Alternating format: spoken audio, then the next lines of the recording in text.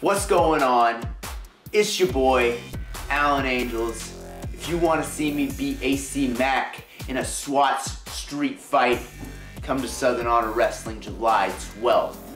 I'm going to beat him, I'm going to batter him, and I'm going to retain my championship. I'm on Andrew Interviews this week. We talking everything wrestling. We talking about the wrestling business. We talking about my pro wrestling. We talk about other things. If you don't even like pro wrestling, watch it anyways. You're more than welcome to. You guys want to see me at Action? You want to see me at Southern Honor Wrestling? You want to see me at Scenic City Invitational? You guys will get all that information on Andrew's Interviews. And guess what? I'm here for you. Andrew's here for you. If you want to be a pro wrestler, be a pro wrestler, bro. That's what it's about.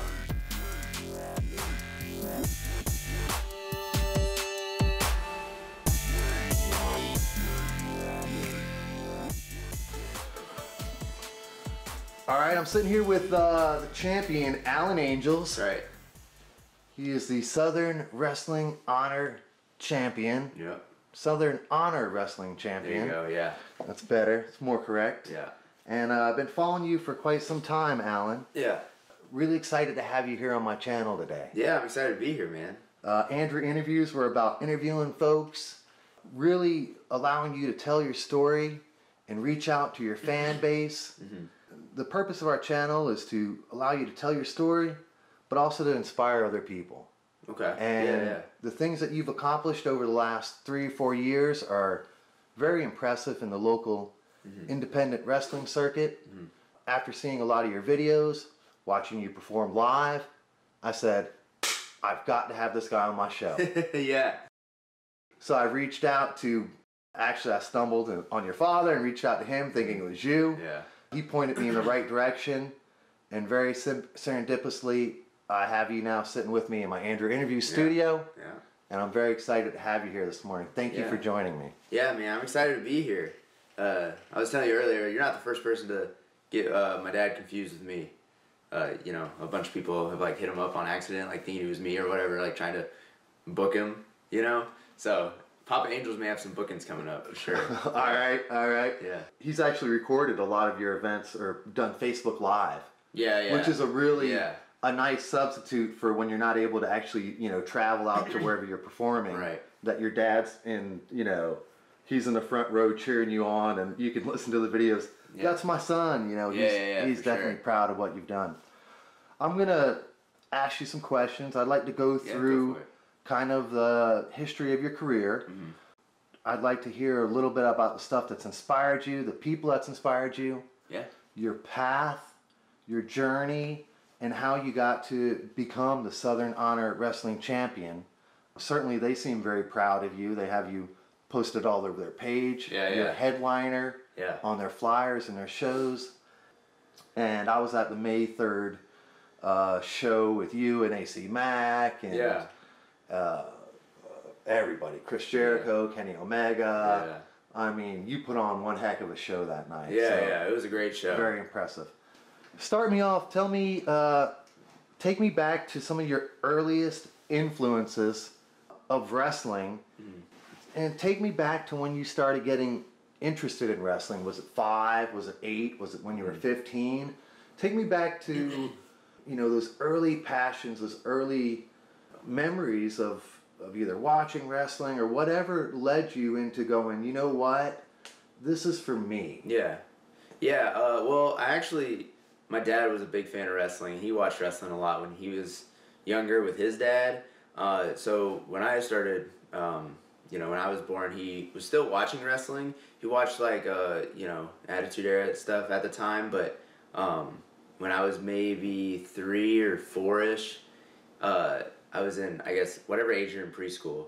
I went up to my preschool teacher and I told her to know her role and shut her mouth. And they told me to not say that, and they told my parents, and my parents wouldn't let me watch wrestling after that. So I didn't watch wrestling for a few years after that. And one day, I guess I was just flipping through the channels, and I saw SmackDown was on. We didn't have cable, so we didn't have Raw, and at the time, SmackDown was on just the local whatever it was, the CW network or something like that. Mm-hmm. And yeah, I was just flipping through, and for whatever reason, I decided to stop at SmackDown, and I watched that episode of SmackDown, and my dad walked in, and he's like, "Oh, you're watching wrestling again?" Okay. I was maybe 7 at the time. Yeah. And this is like 2005, so I don't remember the match specifically, but I do remember that the episode after it, like the next week, was like when Eddie Guerrero passed away, and they had like his little tribute and everything on there. Mm-hmm. So I don't remember his last match, but apparently the first SmackDown I ever watched was Eddie Guerrero's last match.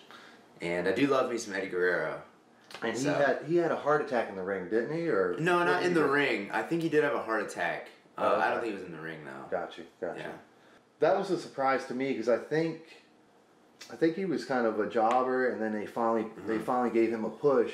Yeah. And he went on top, and he was, he got buffed up, he got pumped up. Yeah. And he put on one hell of a show. He surely did. Yeah. He's one of the, like, everyone says that Shawn Michaels is the greatest showman of all time. I mean, and he is. Yeah. Shawn's my favorite of all time, but Eddie's right up there with him for sure. Yeah.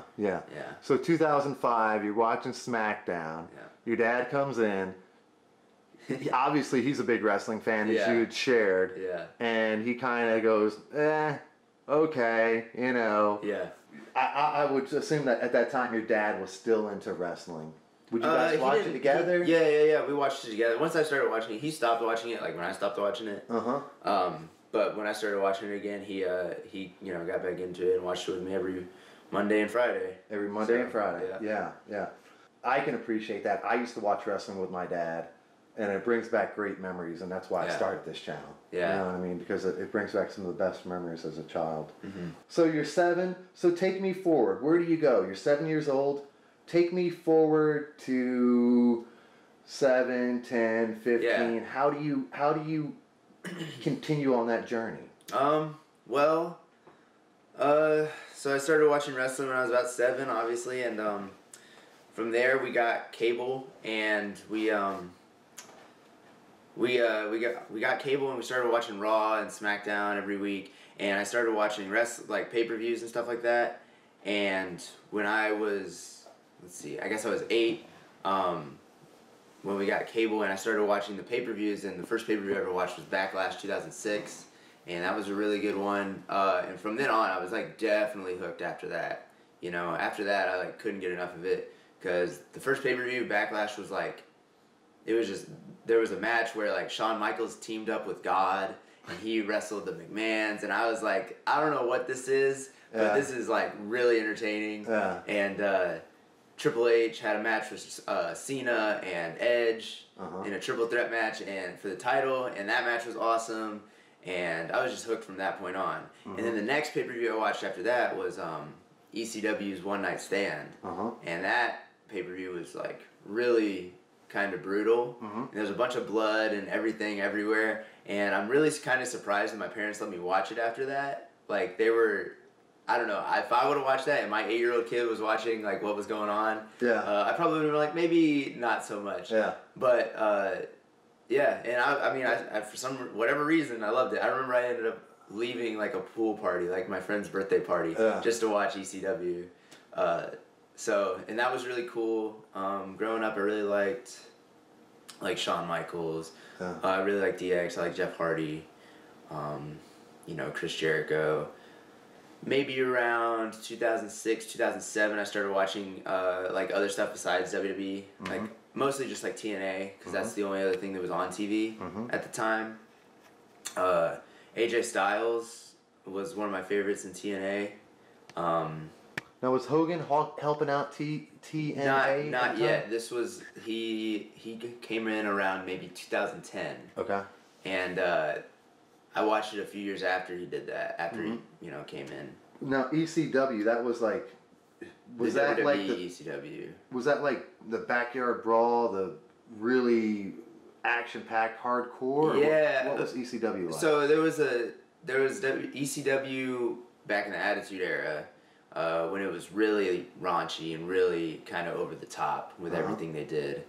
There was like partial nudity, fucking Sorry, I don't know if I can cuss on this. You can say whatever you want. We can bleep it, or we'll just leave it. Whatever. Yeah, whatever.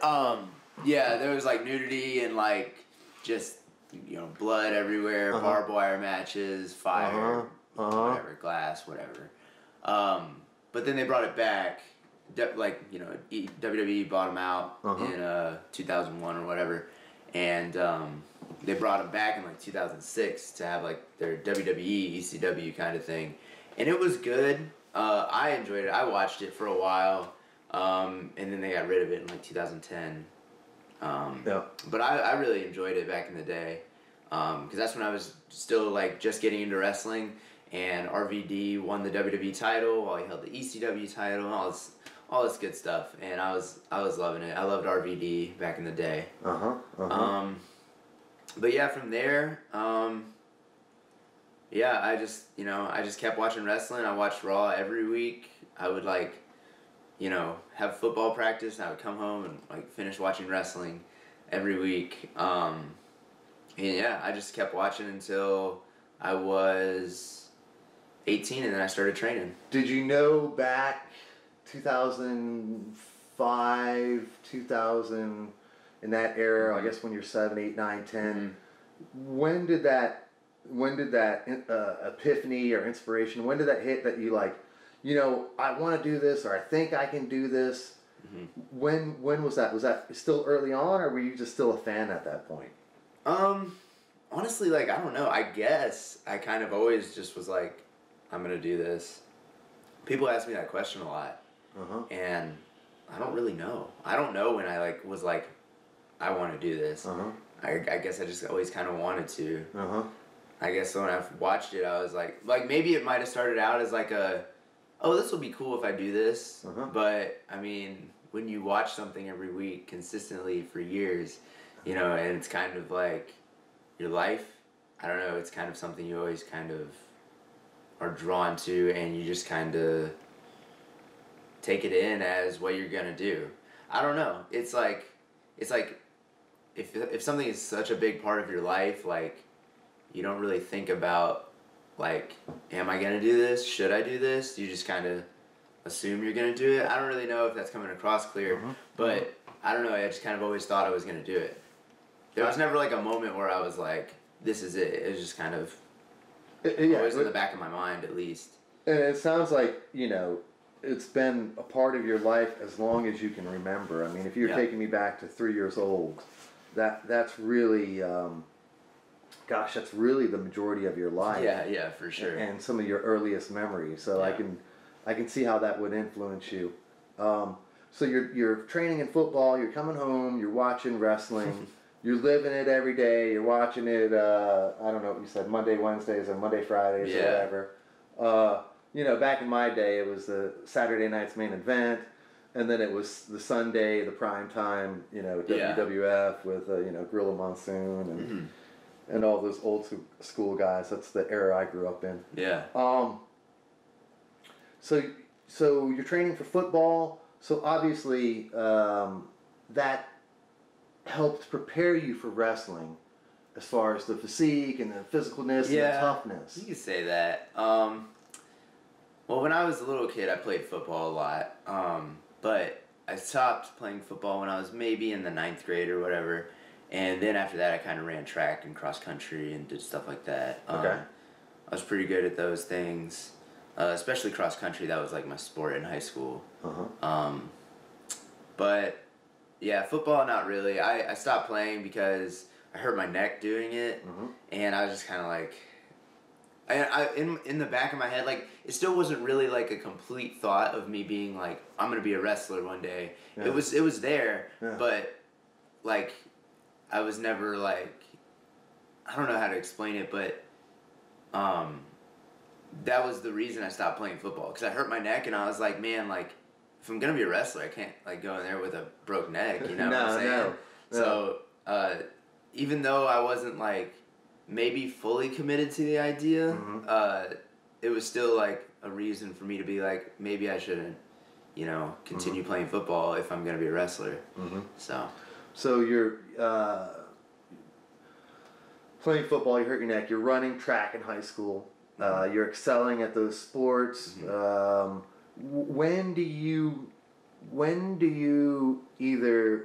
start getting in the ring? When do you do your first wrestling match? And it doesn't have to be when you started formally training, but when is that first time, whether it's a backyard match or actually in a training facility? What was your first actual moment of putting on a formal or informal type show or involvement? It was when I started training. I never did any backyard stuff or anything. I think because being a super wrestling fan, like I looked up like backyard wrestling and I was like, man, I don't think I should do that, you know, like. So I went to an actual wrestling school. I'd been to a few, you know, I've been to a bunch of WWE shows. I went to like a Ring of Honor show, and I went to a WWA4 show, which is where I trained. Okay. Yes. I went to one of those before I started training there, just to check it out, see what it was about. At the time, it was in the back of a strip club. It's not anymore, but at the time, it was in the back of a strip club, which kind of made. So we went there when I was maybe 15 to check it out. And I was like, you know, I really want to be a wrestler, so Mom, Dad, take me to the strip club so I can check out this school. And they were like, okay. So they went there, and we went to it, and we saw it, and my mom was like, guys, I'm not going in there. so we drove all the way to Atlanta, and then we drove back home because my mom didn't want to go in, which was perfectly understandable. But then we went again when I was maybe 18, right before I started training. We went to a show, check it out, and you know, it was actually a very good facility, same location at that time? Yeah, it's still behind the strip club. And this was the WWA4 that you trained at? Yeah. They've recently moved. They went to it's just down the street, but it's in like a warehouse now, and it's really nice. But yeah, at the time it was still in the back of the strip club, and I started training in the back of a strip club. Yeah. So I think that's always kind of a cool thing to say for some reason. Yeah. AC Mac told me that story. So yeah. I was kind of expecting it. Yeah, we would have to like go get ice sometimes from the strip club, so I would have to like go in there and like get the ice from them and stuff. It was a good time. Good time. So from 15 to 18, 15 is the first time you drive down there and you think, yeah. How did you hear about the WWA4? But did you just go online, you start typing in wrestling schools and that popped up? Or? Yeah, pretty much. I just typed in wrestling school in Atlanta, and that was the first one that popped up. I mean, at the time, I think it might have been the only one. Face to Face might have been around, I'm not sure, but like at the time, I think that was the only one. And if it wasn't the only one, it was definitely the cheapest one. Yeah. And I'm not saying that in a slight or anything, but it's just, I mean, they were the cheapest one. You gotta work within your budget. Yeah, for sure. Yeah. And I'm glad I went there, for sure. A.R. Fox, the trainer there, who I didn't know actually was the trainer there. So Mr. Hughes was the trainer there when I signed up, and I showed up, and A.R. Fox was the trainer, and I was like, well, where's Mr. Hughes? But he had like just taken over, like the week before or whatever. Like Fox had just like taken over the school from Hughes. Okay. So. And now A.R. Fox trained you. Yeah. Essentially, he trained me for about 2 years, and then I went to the Power Factor where I trained under Michael Marshall. Now I almost said QT, but Michael Marshall, who is he is signed with AEW, so that's pretty cool. Okay. Awesome. Yeah. How long did you train at the WWA for? About 2 years. Yeah.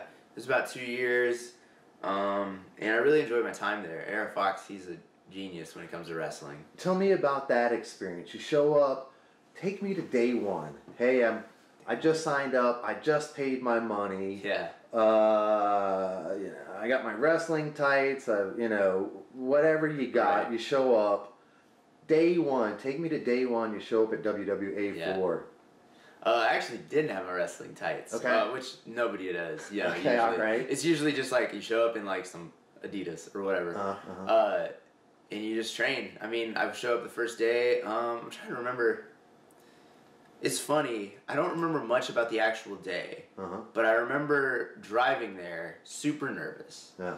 And I was listening to a Ray Sherman song, the whole time, the whole way up there, and I was just super nervous, and I had training. I don't remember much about it, but I do remember that it went really well. Like I was able to like run the ropes, bump, do maybe lockups, headlock takeovers, stuff like that, and it came really easily to me. Which it doesn't for a lot of people. Which like I didn't know that at the time, but people would tell me like, man, you're running the ropes on the first day, like that's crazy. Yeah. That's not something that people usually do. Right. But you know, apparently everyone was telling me that it went really well. Austen Theory was there, AC Mack was there, and they both came up to me. They started training maybe a few months before me, and they both came up to me, and they were kind of like their star, like Fox's star pupils, you know, kind of thing. And they both came up to me and told me I did really good, and told me that like, you know, I had a good look, and that, you know, I had a future in wrestling and all this stuff. You know, just really uplifting stuff. Yeah. And I just remember driving home. That drive home, I was just super excited. I was like, man, like this is awesome. Like I was just so hyped.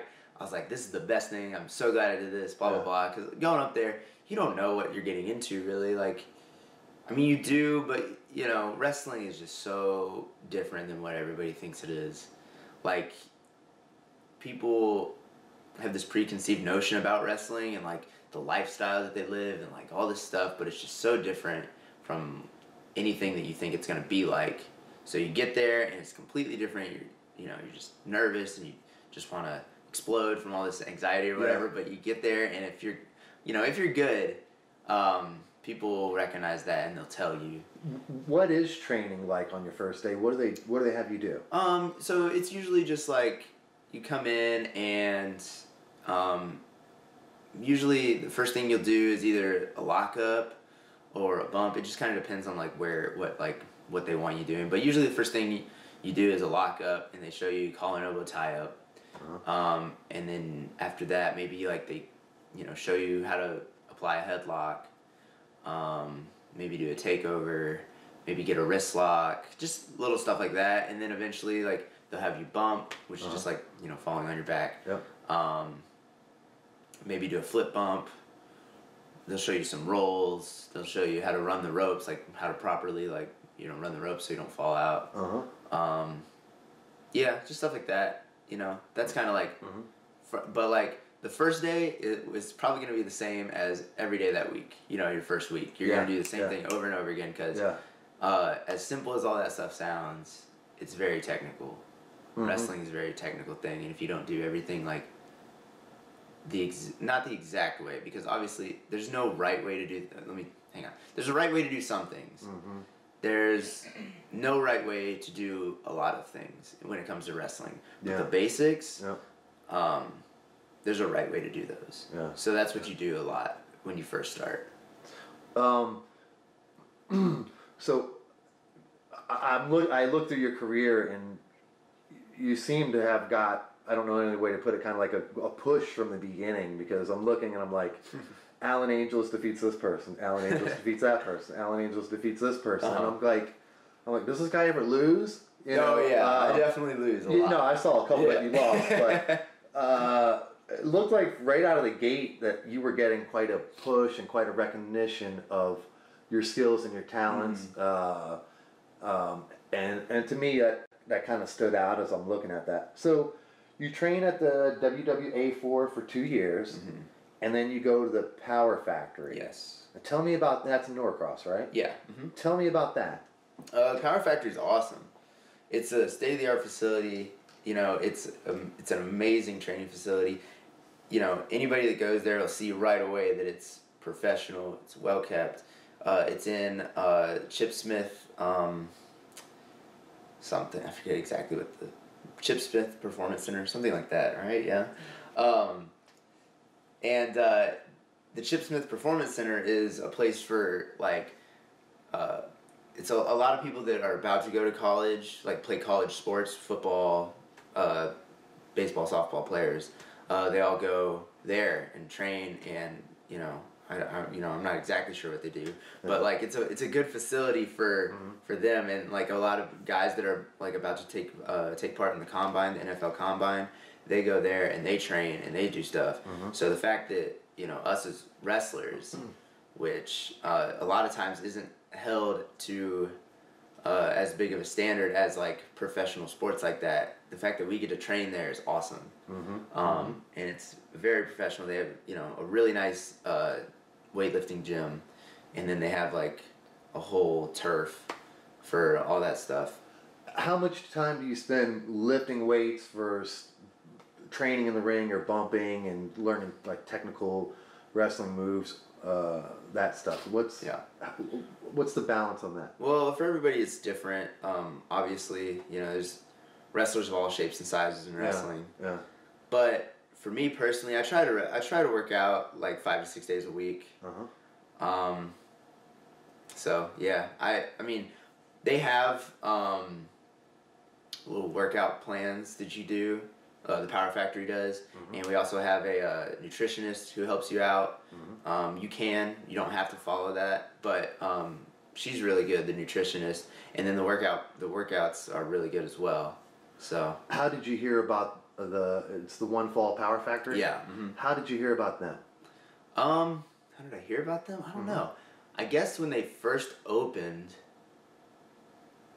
I don't know exactly how I heard about them, but when they first opened, I know me, Austen Theory, and AC Mac, we all went down to just like do like a one class thing. Yeah. We were all still training at the WWA4, but we were like, let's just go check it out. Why not? You know.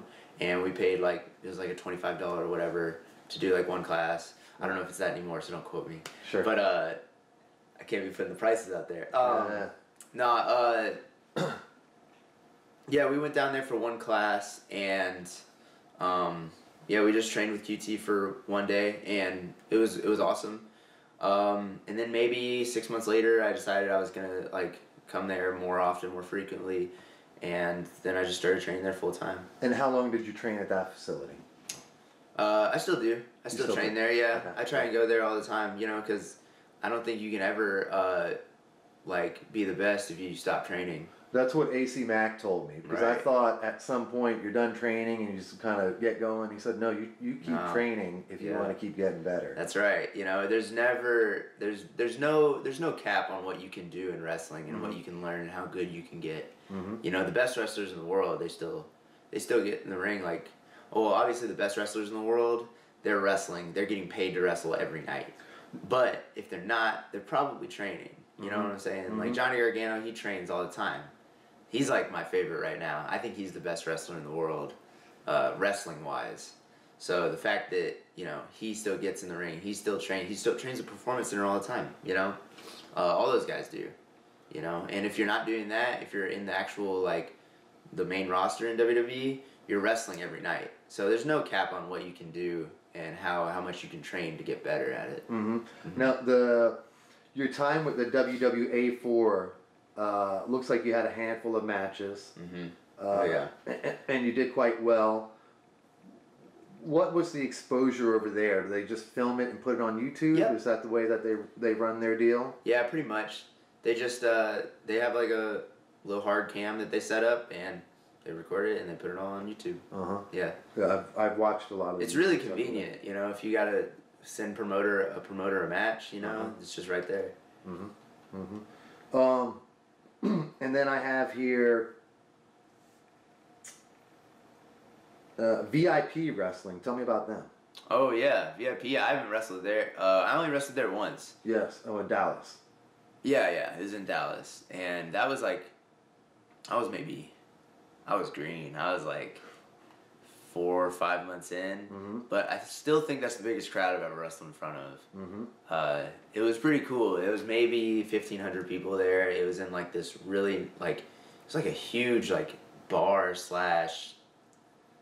concert play. I don't know. It was crazy. It was a really crazy experience. And they had a really nice stage and all this stuff, you know. So it was cool. And I see you wrestled against David Ali. Yeah. And I see him pop up a lot of times. So he seems like, I don't know, one of your colleagues, for the lack of a better word. Yeah. You could say that. I hate David Ali. No, I'm kidding. I love David Ali. He's an awesome guy. I think I've wrestled him more than anybody else. Have you? It's between him and AC Mac, for sure. I know I've wrestled David Last time I counted 13 times, but I don't think that's correct anymore. I feel like it's more like 15 or 16. Mm-hmm. But we had a best of 5 series one time at a promotion. So we had to wrestle each other literally every week for like 6 weeks. Because we had a match, it ended in a draw, and then we did like 5 more matches after that. So, I mean, yeah. So I've wrestled him definitely more than anybody else. And then I have here a ton of matches from the WWA 4 in 2016, and then going into 2017. Yep. And then I got, who is this? This is a, looking for the promotion name here. Let me see.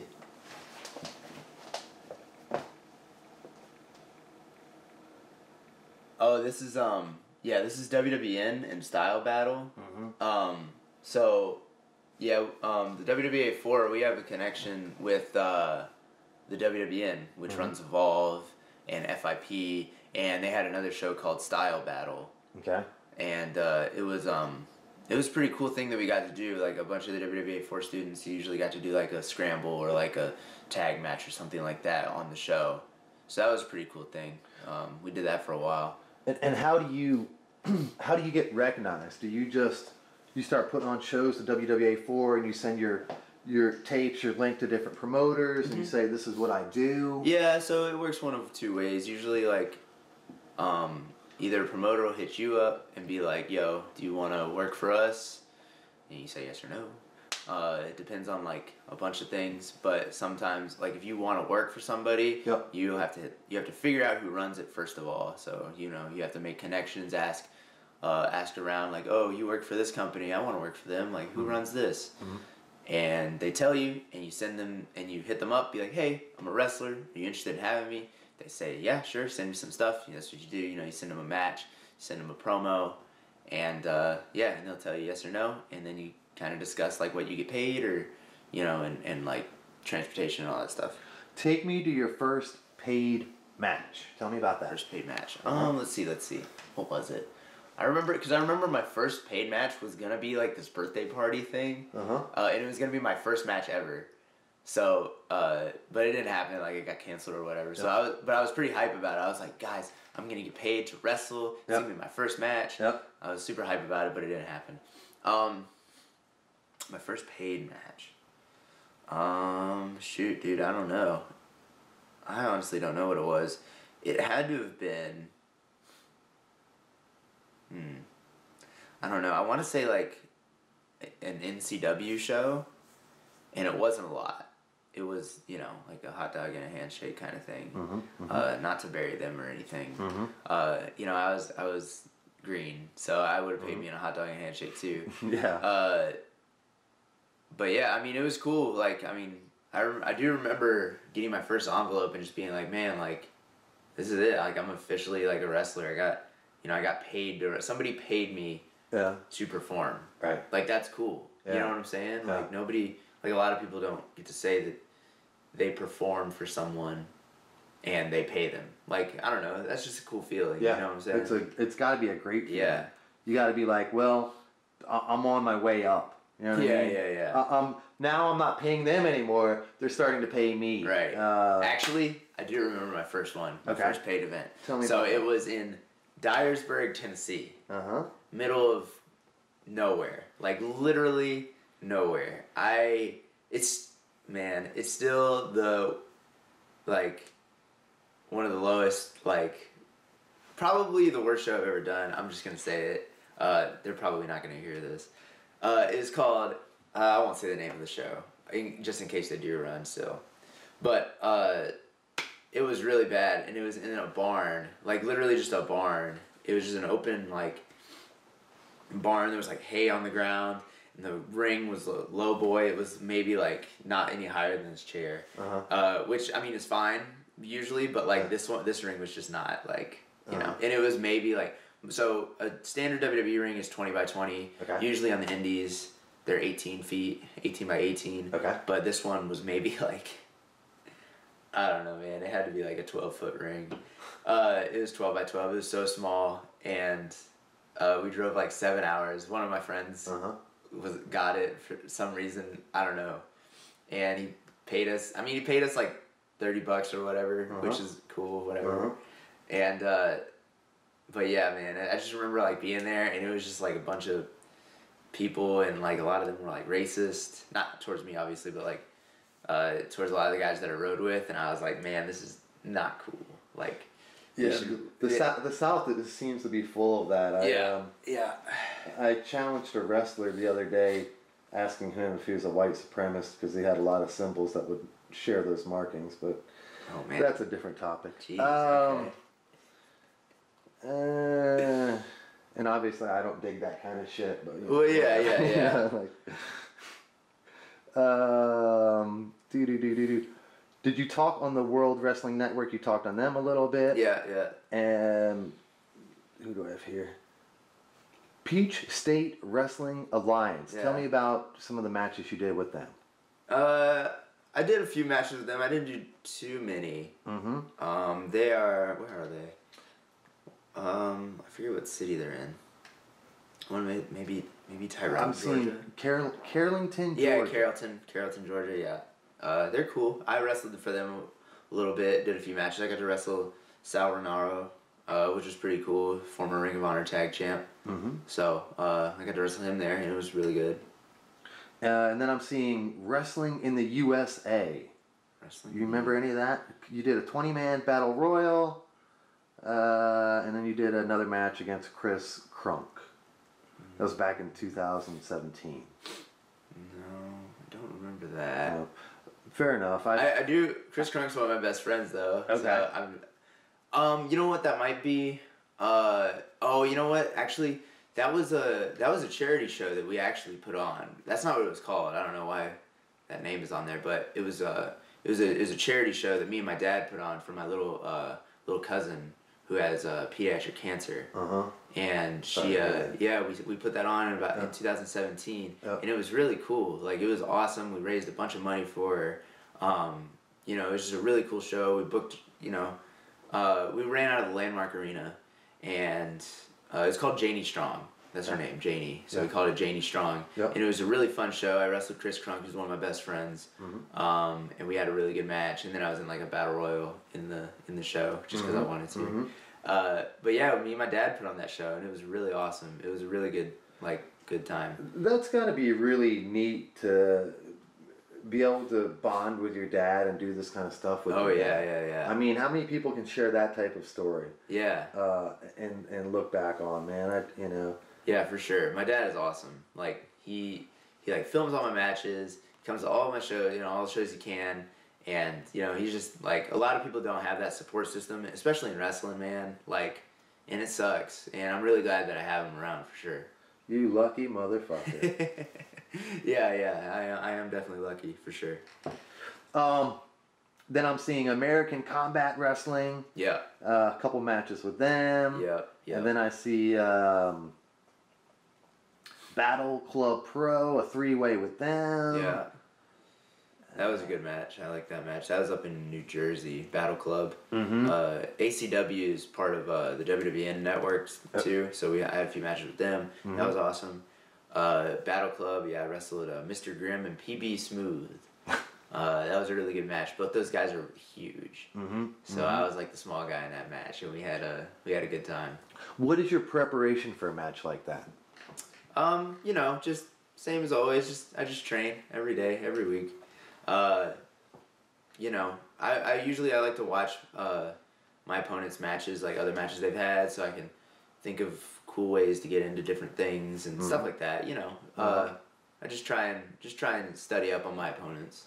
Is that a YouTube video on the drive there? Yeah. If you got a 13-hour drive to New Jersey, you got a little bit of time on your hands. Yeah. I'll watch. Yeah, usually if it's a long drive like that, I'll watch like a match of theirs like on the way or whatever. Sometimes I watch it like a day in advance or whatever. When you get there, and you guys introduce yourself and you kind of go over stuff, what is your preparation that day of trying to arrange and coordinate some of the highlights you guys want to go through in the match? How do you determine that? So it usually just it starts out with just throwing ideas around. You know, we get there, shake each other's hands, find who our opponents are or whatever, and it's easy when it's a singles match. When it's a singles match, you know, you just kind of figure out who's gonna be the bad guy, who's gonna be the good guy, heel face, and you ask like, what do you do? Do you have cool moves you want to get in? They're like, yeah, we'll do this. And you try and figure out like what story you want to tell in the match. If it's a big guy, little guy thing, like if I'm the good guy and he's a bad guy and he's way bigger than me, it's a really easy story to tell. I love matches like that. They're super easy. It's David versus Goliath. Yeah. Super easy every time. If I'm a bad guy and he's a good guy, I just try and out wrestle him, you know. There's not a lot of guys that I'm bigger than, so, you know, I gotta kind of find my cheap way to figure out how to get ahead in the game, you know. So that's a really easy story to tell as well. And if you're lucky enough to get like a storyline or something like that, then that just makes it easier, because then you can play off of certain things, you know. If you guys have had multiple matches, you guys can do a lot more counters to each other's moves and stuff like that, you know. And but for something like a triple threat match like that, like, it's really supposed to just be like a fireworks display. I don't want to say supposed to be, but if you just throw 3 random guys in there like that, like they did, nothing against it. It's just like, you know, it's just supposed to be a fireworks display. And you know, it was a really good match. I enjoyed it a lot. Mr. Grimm is really good. PB Smooth is really good. PB Smooth was actually just on Raw as an extra. I saw him, so shout out PB. But yeah. Southern Fried Championship Wrestling. Yeah. I've got one match listed for 2017, but then there's a couple, there's one in 2018, one in 2019 as well that I'm showing for you. Tell me about wrestling with them. Do you anything that stands out? So I actually wrestle there pretty frequently right now. Okay. I'm surprised there's not more matches on there for them. I wrestle there pretty frequently. I love wrestling there. The crowd is always really hot. It's in like a nice, what's it called? Like a Boys and Girls Club, whatever it's called. Like a YMCA kind of thing. Yeah. And you know, there's always a bunch of people there. I mean, one time we sold 600 tickets, so that's really good for like a Georgia show. And you know, they always have good crowds. They're always super energetic. I've had some really good matches there with some really good guys. So now, what matches are on there? What is it? What website is this? This is cagematch.net. So Okay. that's the years that are going. I gotcha. 2016 to now, and then those are all the different federations. So I'm just kind of I got you. Yeah. clicking on them. And, And I was just wondering what matches it I was on here, cause. Oh, okay. They all are on here. I gotcha. Yeah. I've had some really good matches on there. So my first match of 2019, I wrestled Corey Hollis there. And that was a really good match. We were the main event, and we wrestled for the title. He's a pretty big guy. He's he's like my height, maybe a little taller than me. Okay. But he's wide, you know. Okay. He looks like he could beat the crap out of you. But I did wrestle this guy, Michael Judas. Here's your phone back. I did wrestle this guy, Michael Judas. We had a few matches, and he's a really big dude. Those matches were really fun. He was in TNA for a minute, and he's just, you know, he's like a really big guy, so he was just throwing me around. Those matches were really fun, really easy to put together, you know, and he's a pro, so, you know, it was good. It was fun. Did you ever get in a ring with somebody and they have one idea about what they want to do, and you have an idea about what you want to do, and you either have to fight them on their idea, or literally, you know, it turns into a shoot in the ring? No, it's never gone far enough for me personally. I mean, I've seen it happen, but for me personally, I try to keep my cool. It's never gone to a shoot in the ring. But, you know, there have been times when we've had disagreements, but I think I'm pretty open to ideas. about stuff, but at the same time, like, if they come up to me with an idea or whatever, and I don't want to do it, but then I end up agreeing to do it, hopefully, you know, they compensate and they you know, let me do something that I want to do later on in the match or something like that. I'm pretty lenient. I don't like to argue about stuff, especially when it comes to planning matches, because there's no reason to start an argument about that. Like, I'll usually just ask why they want to do it, and if they can give me a good reason, then I'm like, okay, that's cool, we can do that, that's fine. Yep. I'm not, you know, as long as it makes sense, and as long as the story's there, and as long as I don't look like an idiot, then I'm cool. Now, you talk about story and creating a story, and a lot of the folks that are involved, the promoters, the fans, the story seems to be very important on what's, you know, hooking people, hooking them in, and, you know, they say the psychology, like the event I was at last night, you know, there were some matches that were really great, and there were a couple that were lackluster, and people say, well, it didn't have any psychology, it didn't have any story. Is it just growing up in it, and you know what you like, and you know what's good, but how do you prepare? How do you create that story? What is your preparation outside of the ring for helping you tell a good story? Well, there's a few things. I think one of the biggest things that a lot of people ignore in wrestling is, like, facials. So, you know, you gotta have it here. If you have it here, then it's a lot easier to tell a good story. I was listening to Michael Marshall actually talk the other day, and he said, like, struggle is, like, what people want to see. You know what I'm saying? Like, they want to see, like, people struggle and then overcome that struggle. So if you can show that struggle in your face, then, you know, it's a whole lot easier to get across the point of, you know, this guy is getting his ass beat, and, you know, he's having a really hard time trying to beat this guy. But he ends up coming back and, you know, either almost wins or just, you know, or wins, you know? So, What about your moveset? How did you determine your moveset? It's a lot of, so for me, I'm athletic, but I'm not the most athletic guy. Okay. Like, I'm not Ricochet, you know, there's no way. I'm not Will Ospreay. I could never do a lot of the stuff that they do. So I would rather just, you know, beat someone's ass instead.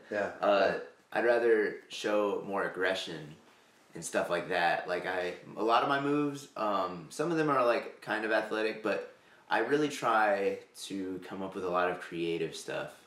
I try not to do anything that's being done on TV right now. I try to make sure that a lot of my moves are original in some way. Like, the actual, like, just make it yours. You know what I'm saying? Like, I have moves that I've never seen before, but, you know, you can't do that with every move. So a lot of moves you gotta, like, make yours somehow. So I just try to do that.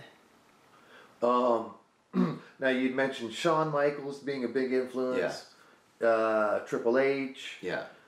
What, right now, like, are those your biggest childhood icon heroes as far as, you know, childhood idolized heroes? Yeah, probably. Shawn Michaels for sure is probably the biggest. Yeah, I'd say Shawn Michaels. Take me back to some of the memories you have of watching him, and some of the things that stuck out to you that of why you really like him so much.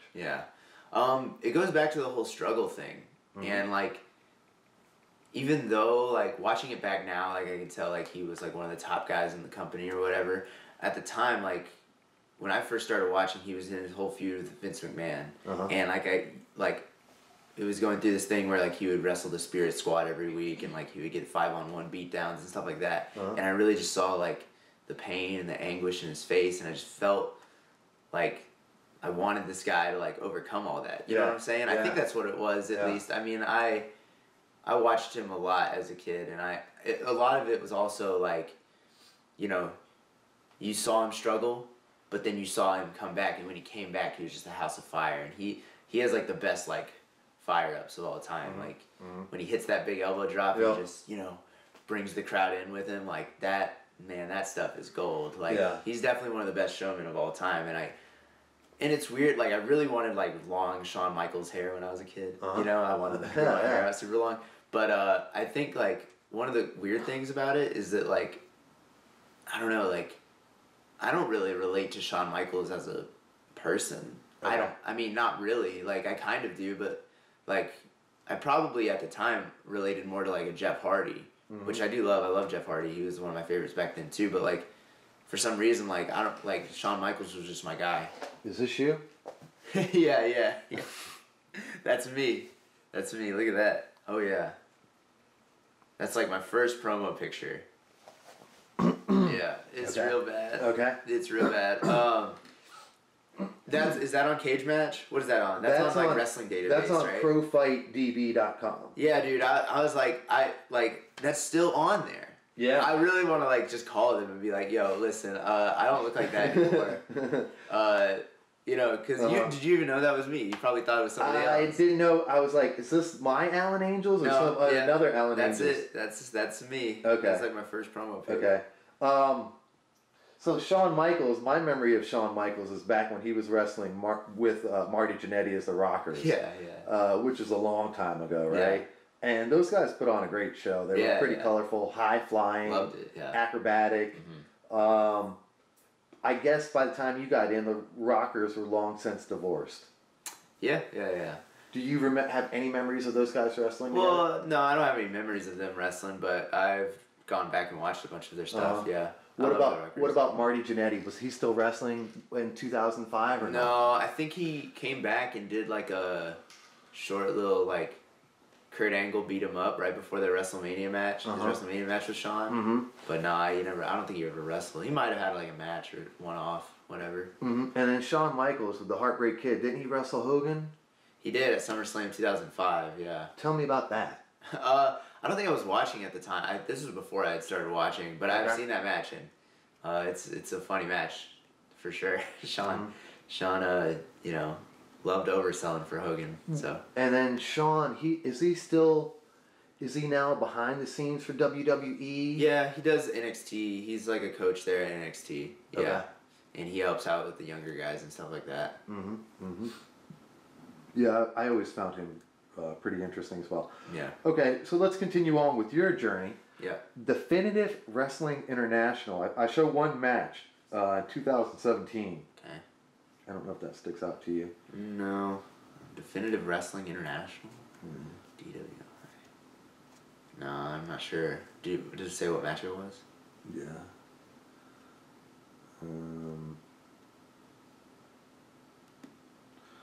It was you, Jackson Vile against Tommy Maserati, defeating Damian Parker, David Ali, and... Oh, yeah. So we went down to Florida and we did I think it was an ACW show. And then the next day we did that show just because we were in Florida and we wanted to do a second show. So we did that show and it was cool. I remember, who was it? One of those guys slapped me. It might have been David Ali. He slapped me really hard in the back, and I turned around and I just saw red and I almost punched him right. I was swinging for sure. He punched. That was like one time where like it could have gone shoot because he like slapped me really hard in the back and I turned around and I just swing at him super hard. But he got out of the way. Like if he didn't get out of the way, I probably would have knocked him out for sure. Yeah. And then I got here. Firestar Pro Wrestling. Yeah, that's in North Carolina. That's a pretty good show. They're a school as well. I did a few shows with them. That was pretty cool. I got to wrestle one dude, Griff Garrison, who's really good up there.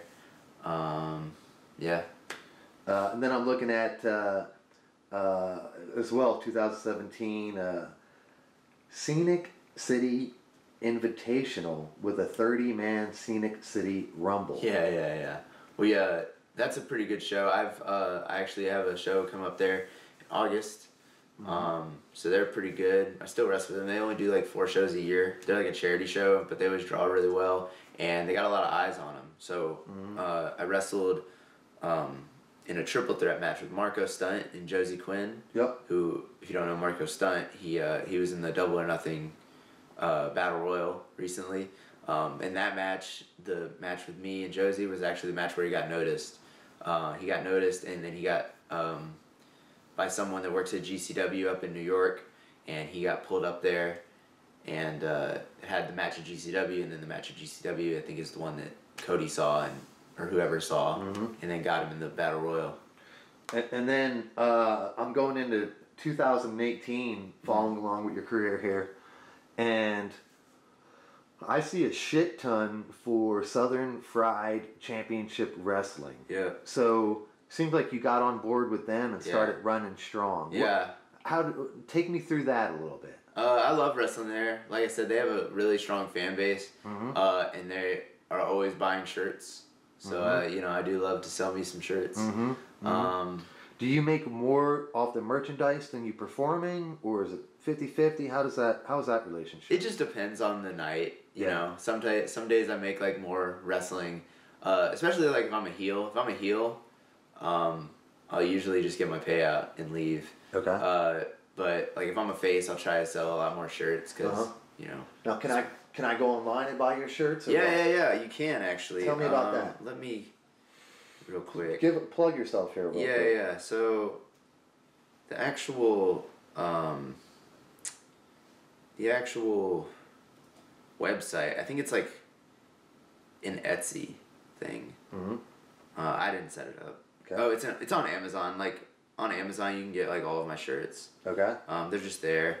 Well, not all of them. Like, not my most recent ones, but I do have some on there. It's just if you just look up Alan Angels on Amazon. Let's see. If you look up Alan Angels, what is there like a? It's on my Instagram. Like, there's a link on my Instagram bio. So if you guys want to just do that, you can. If you want to buy an Alan Angel shirt, you can do that. Okay. I'm not sure if I follow you on Instagram or not. I just started my Instagram. No, you do. You do. I started it like a week ago, and my my sweetheart manages for me because I'm not an Instagrammer. Yeah. So I told her, I said, follow these people, and obviously I said your name if I follow you. Right. Because I'm a big fan of what you've been doing. Yeah. And you put on one hell of a show. That's why I've invited you to my studio. Yeah, I appreciate it. It's in my Instagram bio. But if you look up like Alan Angels T-shirt, I'm sure it'll pop up money on it on Amazon. Okay, we'll put a link below in this video description and probably put one on the screen. And then I bring my shirts to all my shows. So if you guys come to any of my shows, you're more than welcome to buy an Alan Angels shirt. $20. $20. It's a good $20. Yeah, it's a good $20 right there. Boys gotta eat. Yes. Action Wrestling. Yeah. 2018. Tell me about that. I love Action. Still wrestle there. Okay. Got a show next Friday coming up there. Wrestling my good friend Tommy Maserati. Haven't seen him in a minute. He kind of took a back seat to wrestling. Hasn't really been wrestling in the past year or so ish. I don't know exactly, but and he's coming back, having a one-off with me there, and we're gonna have a barn burn. We're gonna kill it, And I'm super excited for that because this is gonna be his last match. He had a match with Austen Theory. That was his last match, but then he's coming back doing that one show, and I'm gonna beat his ass. So, plug. Good. Yep. Good. Yep. Come to Action. Is that the June 21st show? Yes, June 21st. Yeah, I've seen the posters for that. Yep. And I'm like, I got it on my calendar. I'm hoping to make it out there. So, God willing, we'll see what happens. Yeah. Yeah, I've got 5 matches with you in Action in 2018. Yeah. They run monthly. Okay. Yeah. And they're in Tyrone, Georgia. Yes. And now AC Mack, he's the current champion, right? Yes. Have you wrestled him at Action? I had a fatal 4-way with him at Action. It was really good. It was me, him, this guy Ike Cross, who is also retired, and Slim J. Slim J. Yes. Yep. Man, that was a barn burner. if you go on Ike Cross's Instagram, I'm sure there's about 20 posts of him just spearing me from that match. Really? Because it's the most brutal spear you'll ever see in your life. Yeah. Okay, I have to check that out. Does Action Wrestling post their stuff on YouTube or whatever as well? Yeah. They have a YouTube page, Action Wrestling. They post matches, not all of them. But they'll have like free matches, and then I think, I don't want to get this wrong, but I feel like it's on Fight TV, their actual thing, and you can go on that. It might not be Fight TV. Let me look it up real quick. Okay. But it's they have all their matches up, like all their shows up on either Fight TV or something else. Sorry.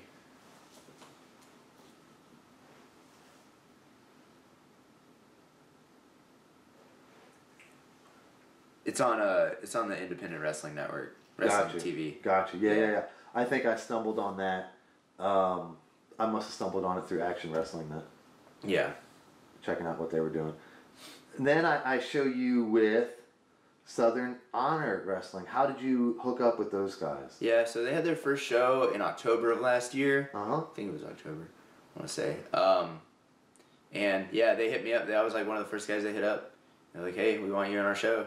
I was like, sweet, sounds good. And, we've been rolling ever since. And they have great production, great everything. They put in a lot of time and a lot of effort into it. And I really appreciate that. And I know all the other wrestlers do too, especially at the level we're at. There's not a lot of places that have really good production value and stuff that you can send to other promoters and it looks good.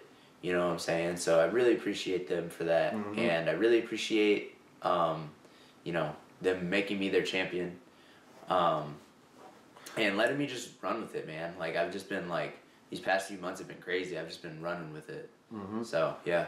Yeah, I see that. And I agree with you. There, certainly for the May 3rd show, 2019, May 3rd, up in Canton, was, for production value for local independent, it was notches above everybody else. Yeah. With the Titantrons and the, I felt like I was in a mini WWE show. Yeah. With just the production value. Yeah. How do they afford to put on such an extravagant production show up there? I'm not exactly sure. Like, I think, I feel like one of the guys owns the building or something like that. I'm not sure. I don't really know, but I think they a lot of it is they all just love doing it, so they do whatever they have to get it done, kind of thing. So Dylan, Sunny Days, he's doing a lot of the video editing up there for them. Yes. And Gary Lamb is promoting it. Yeah. How long has Gary been on board? Since the beginning. Yeah, I don't know whose idea it was to run it or who came up to who or whatever, but yeah, Gary's like, I guess he's like the guy that kind of puts it all on. Okay. So, yeah. And then, is Gary promoting it and doing the bookings, or is that somebody else doing the bookings? No. Dylan pretty much does the bookings. Okay. Yeah. Okay. And then, did they reach out to you? Did you reach out to them? Tell me about how you first kind of stumbled into this. Yeah, they reached out to me during their first show, and they were just like, hey, you want to come on board to this? And of course you're always skeptical, like when a new promotion pops up or whatever. Yeah. But they were, I was like, okay, I'll take a chance on it, and I'm glad I did. Absolutely. Yeah. Absolutely. And I'm showing, in 2018, initially I'm showing 3 different matches for you. I see Lindsay Snow and Shannon Moore against you and Danny Jordan. Yeah, that was a fun one. Tell me about that match a little bit. Yeah, I love all 3 of those people. They're all like awesome wrestlers. I think especially Danny Jordan has really like improved over the past few months, and she's killing it right now. And Lindsay Snow, she was a former MMA fighter, if I'm not wrong. I don't know, whatever. And she's really good. She's really good at all of it. And Shannon Moore, of course, is like, it's an honor to wrestle a guy like him. He's been wrestling for, I don't know how many years, and he's been in the E, he's been in WCW, all that stuff, so TNA. Yep. So, you know, I really liked him when I was a kid, too, so that was awesome to, you know, get in the ring with him. Mm-hmm.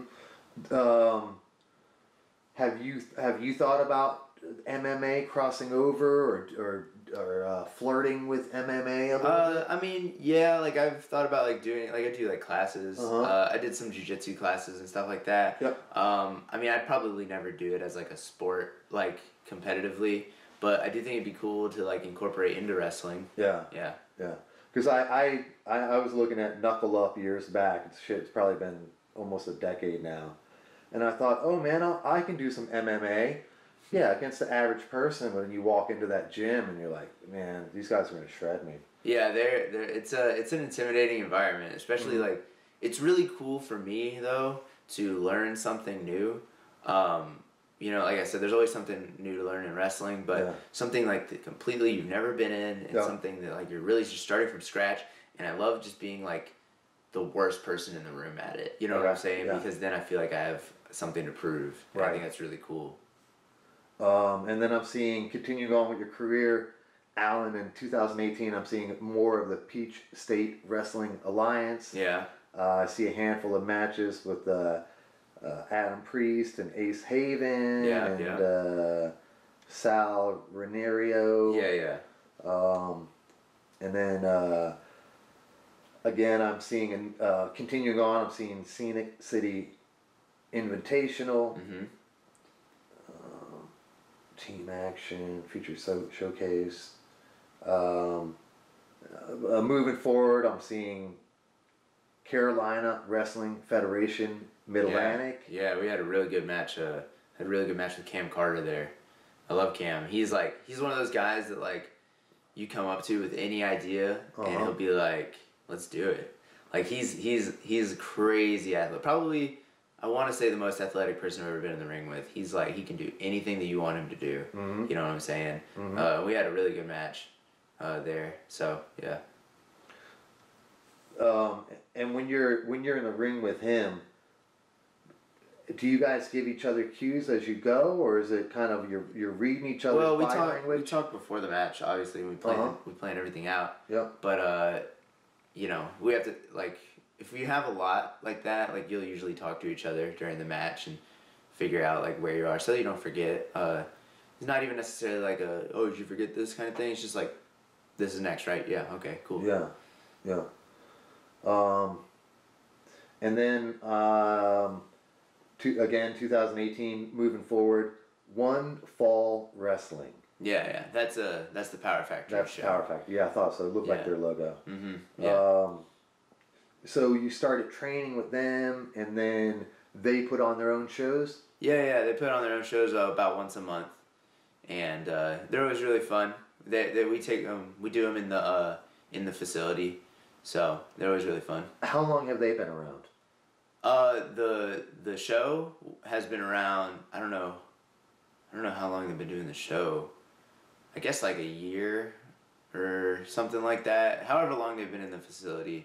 The actual training though, I'm not exactly sure. I feel like that's been good 2.5 years. Right. Yeah. Moving forward, I'm seeing Anarchy Wrestling. Yeah. I've only done a few shows for them. They run out of the Landmark Arena in, what is it called? Not Canton.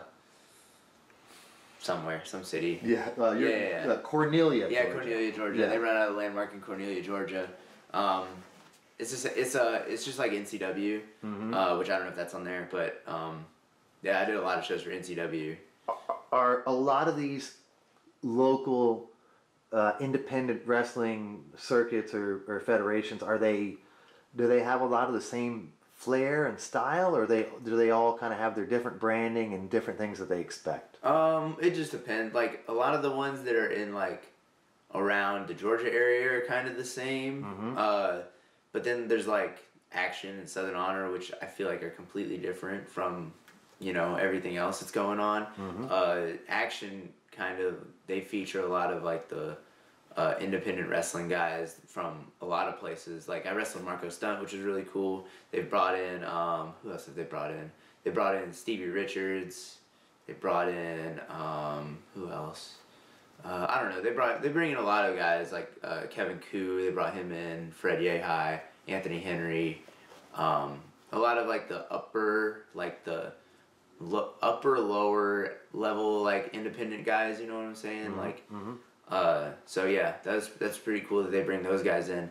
And then like Southern Honor, they really try and just build their own kind of thing. Yeah. And I think that's really cool. They do bring in guys like Shannon Moore and stuff like that, and obviously they brought in like Kenny Omega and Chris Jericho. Yeah. But yeah, they're pretty cool too. They just like they build their own thing, and I feel like it's become like kind of a beast in itself. Mm-hmm. Yeah. And they got quite a following out in Canton. Yeah. Is that that's their headquarters then, I guess, because that's a right, yeah. building and all that. Mm-hmm. Moving forward, I'm looking at Combat Entertainment. Yeah. In 2018. Mm-hmm. Jade Newman. It looks like you also did a 16-man battle royal. Oh yeah. What's the preparation for a battle royal? Because that's like when all hell breaks loose. Yeah, I kind of just go in there and I'm like, hey, what's everybody doing? Okay. And they're like, oh, you want to go over the top rope? And I'm like, sure. Now I see Ashton Starr, and you've wrestled with him quite a bit. Yeah, that's another guy I've wrestled a lot. He's really good. He's one of those guys that like, you go in there and you don't necessarily even have to talk to him beforehand. Mm-hmm. It'll be good. Mm-hmm. We could have a good match on the fly for sure. Mm-hmm. He's quite a showman. He's got a lot of character. Right. You know what I mean? Like he really, it's what I would call a ham. He really plays to the camera. Yeah. It seems to be his strength. He's really a good character, and it's always really easy to like have a really good match with him because of that character, mm-hmm. and then also the fact that he can do anything in the ring. Okay. Yeah. Wrestling in the USA. Does that stand out at all? No. No. I see Chris Crunk, Drew Game, Ike Cross.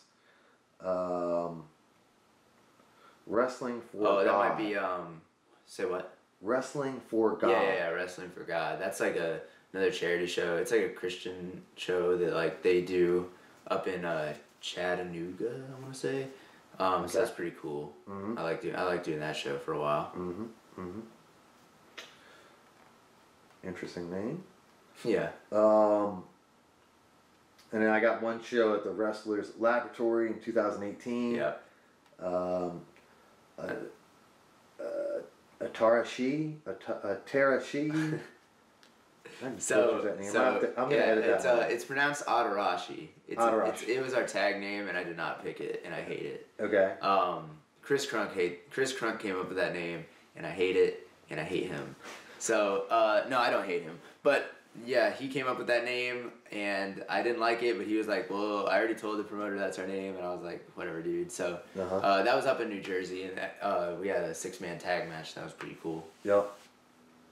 And then I see again Firestar Pro Wrestling. Mm-hmm. Then I see Universal Independent Wrestling. Yeah, I had a good match with Chris Crunk and a Knight there. Mm-hmm. So that was pretty cool. Mm-hmm. Golly, you got a lot of different folks that you've been participating with. Yeah, for sure. And then the World Wrestling Network, and I think you spoke on them. That's the WWN, yeah. Okay. Hell Angels, James Brandy. And then Style Battle. Yeah. That's part of the WWN network too. We just did like a scramble or a few for them. Okay. Yeah. And then I show Ignite Wrestling in 2018. Yeah, they're down in Florida. That's a nice show. Who did I wrestle? I forgot their names. It shows C.T. Brown and Perry Davis. Yeah. That was a good match. And then you guys are calling yourself the Kings of Death. Good name. Yeah, I guess. I teamed with King Bailey Blake. And we were cousins, but we're not really. Yeah. But like we were cousins, and I was like crazy, and he was like a king. I don't know, whatever. So Kings of Death. We were just kind of thrown together, so we were like, let's just make this as dumb as we can. Yeah, and then I show you back at the WWA4. Have you considered going back there to train the next guys that are coming up and you know, either to make money or to give back? Yeah, I'd love to go back there. I have nothing against those guys. Yeah, for sure. Have you considered training other wrestlers? I mean, I would. I don't know if anybody would want to be trained by me. Like, I mean, nothing against. Like, I think I would be able to teach good basics and stuff like that. But wrestling for 3 years, like, that doesn't. I think I wouldn't want to be trained by somebody that's been wrestling for 3 years. You know what I'm saying? No matter how good I thought they were. Or whatever. Like, Austen Theory, nothing against him. I think he's great. I think Austen Theory is amazing. But he's only been wrestling for 3 years, so I don't know if I'd want him to be, like, my coach, per se. But, yeah, I mean, like, I think there's definitely stuff to learn from people that have been wrestling for 3 years. But as far as, like, full-on training, like, I'd probably, you know what I'm saying? Like, I think it'd be cool to be, like, an assistant coach right now. But I think also one day I would like to start, like a school or something like that and help people out or something like that. Austen Theory, tell me a bit about him. He looks like he's pretty jacked up. It seems to be quite a talent, and it seems like you guys have had quite the working relationship over the years. Tell me a little bit about him. Yeah, he's the man. He's the Evolve champion right now. Okay. And he is just killing it on the indies. He's the Crash Lucha champion down in Tijuana, Mexico. Okay. He's like, you know, we went on a lot of road trips together back in the day. So, you know, we're pretty cool. And he's just a really good wrestler. Like, he's one of those guys that just picked it up right away. You know, to go along with his look. And, you know, so he's like a wrestler. Like, that's what I think of when I think of a wrestler. You know what I'm saying? So I'm definitely not surprised that he's as successful as he is right now.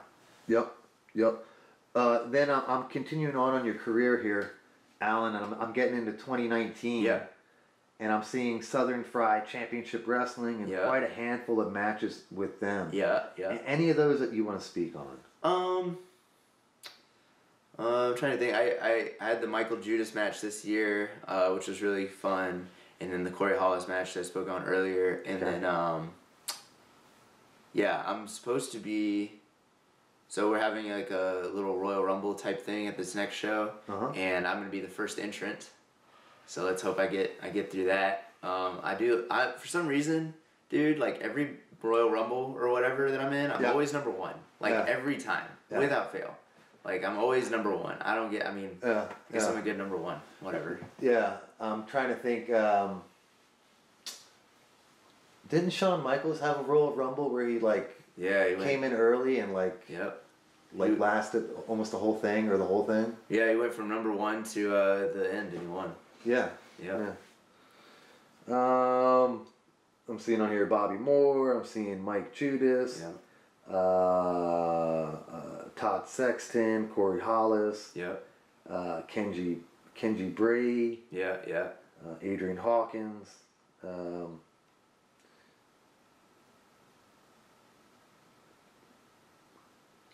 then I'm seeing 2019 continuing on Southern Honor Wrestling.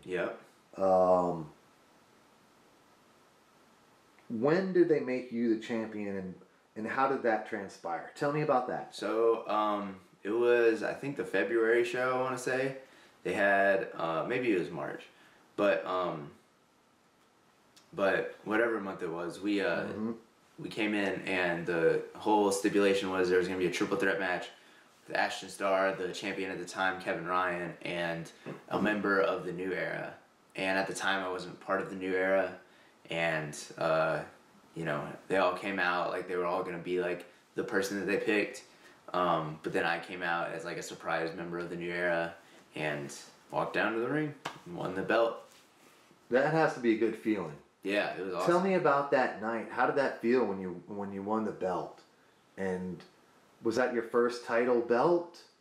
It wasn't my first one. I've won a few tag team titles, and then I was the NCW champion. Down in I always forget the name, but in the Landmark Arena, and that was pretty cool. But winning the SHW title was pretty. It's probably the biggest thing that I've done in my career so far. So that was pretty neat, man. And to win it in front of, I think that was the show that we got no, that wasn't the show, but it was like 600 people. It was a lot of people. Yeah. And to win it in front of that many people, and they were all just super shocked that I was even in the match at all. And then when I won it, they were shocked, and it was pretty cool to hold that belt up at the end. Yeah. And then I'm looking at some of the other matches you have in 2019.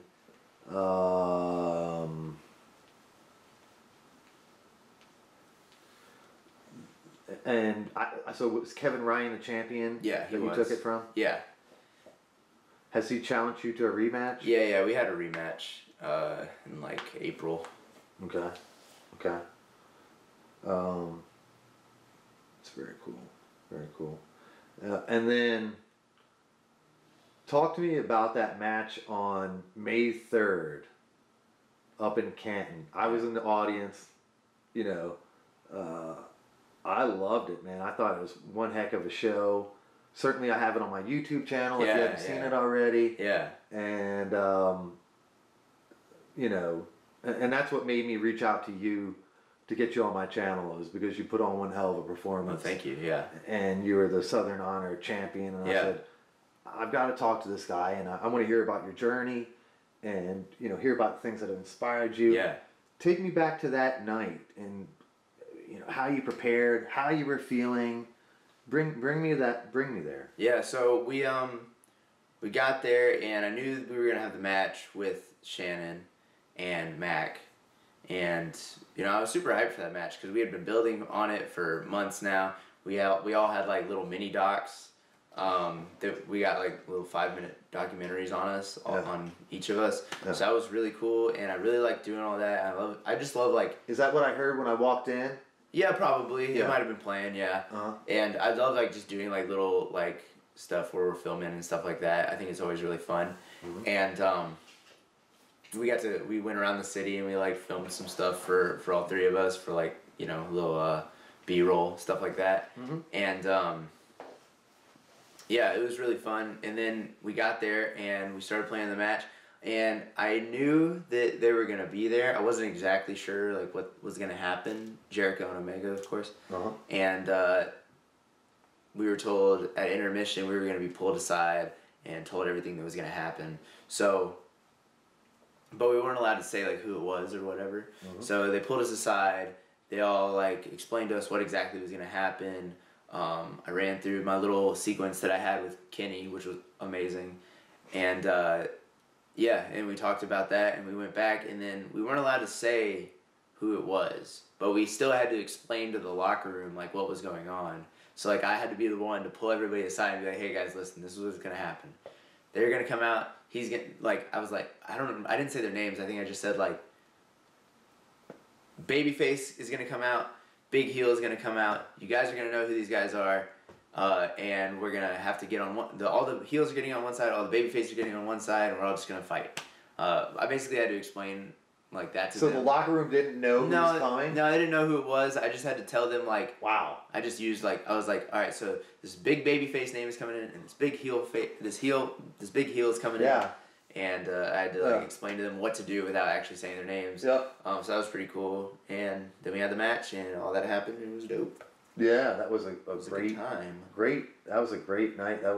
It seemed like that was one of the biggest shows that Southern Honors had. Yeah, it was awesome. Yeah, there was over 1,000 in attendance. 1,000 people. Yep. Which is pretty remarkable for a local independent show. Yeah, it is. It really is. How did they hype that?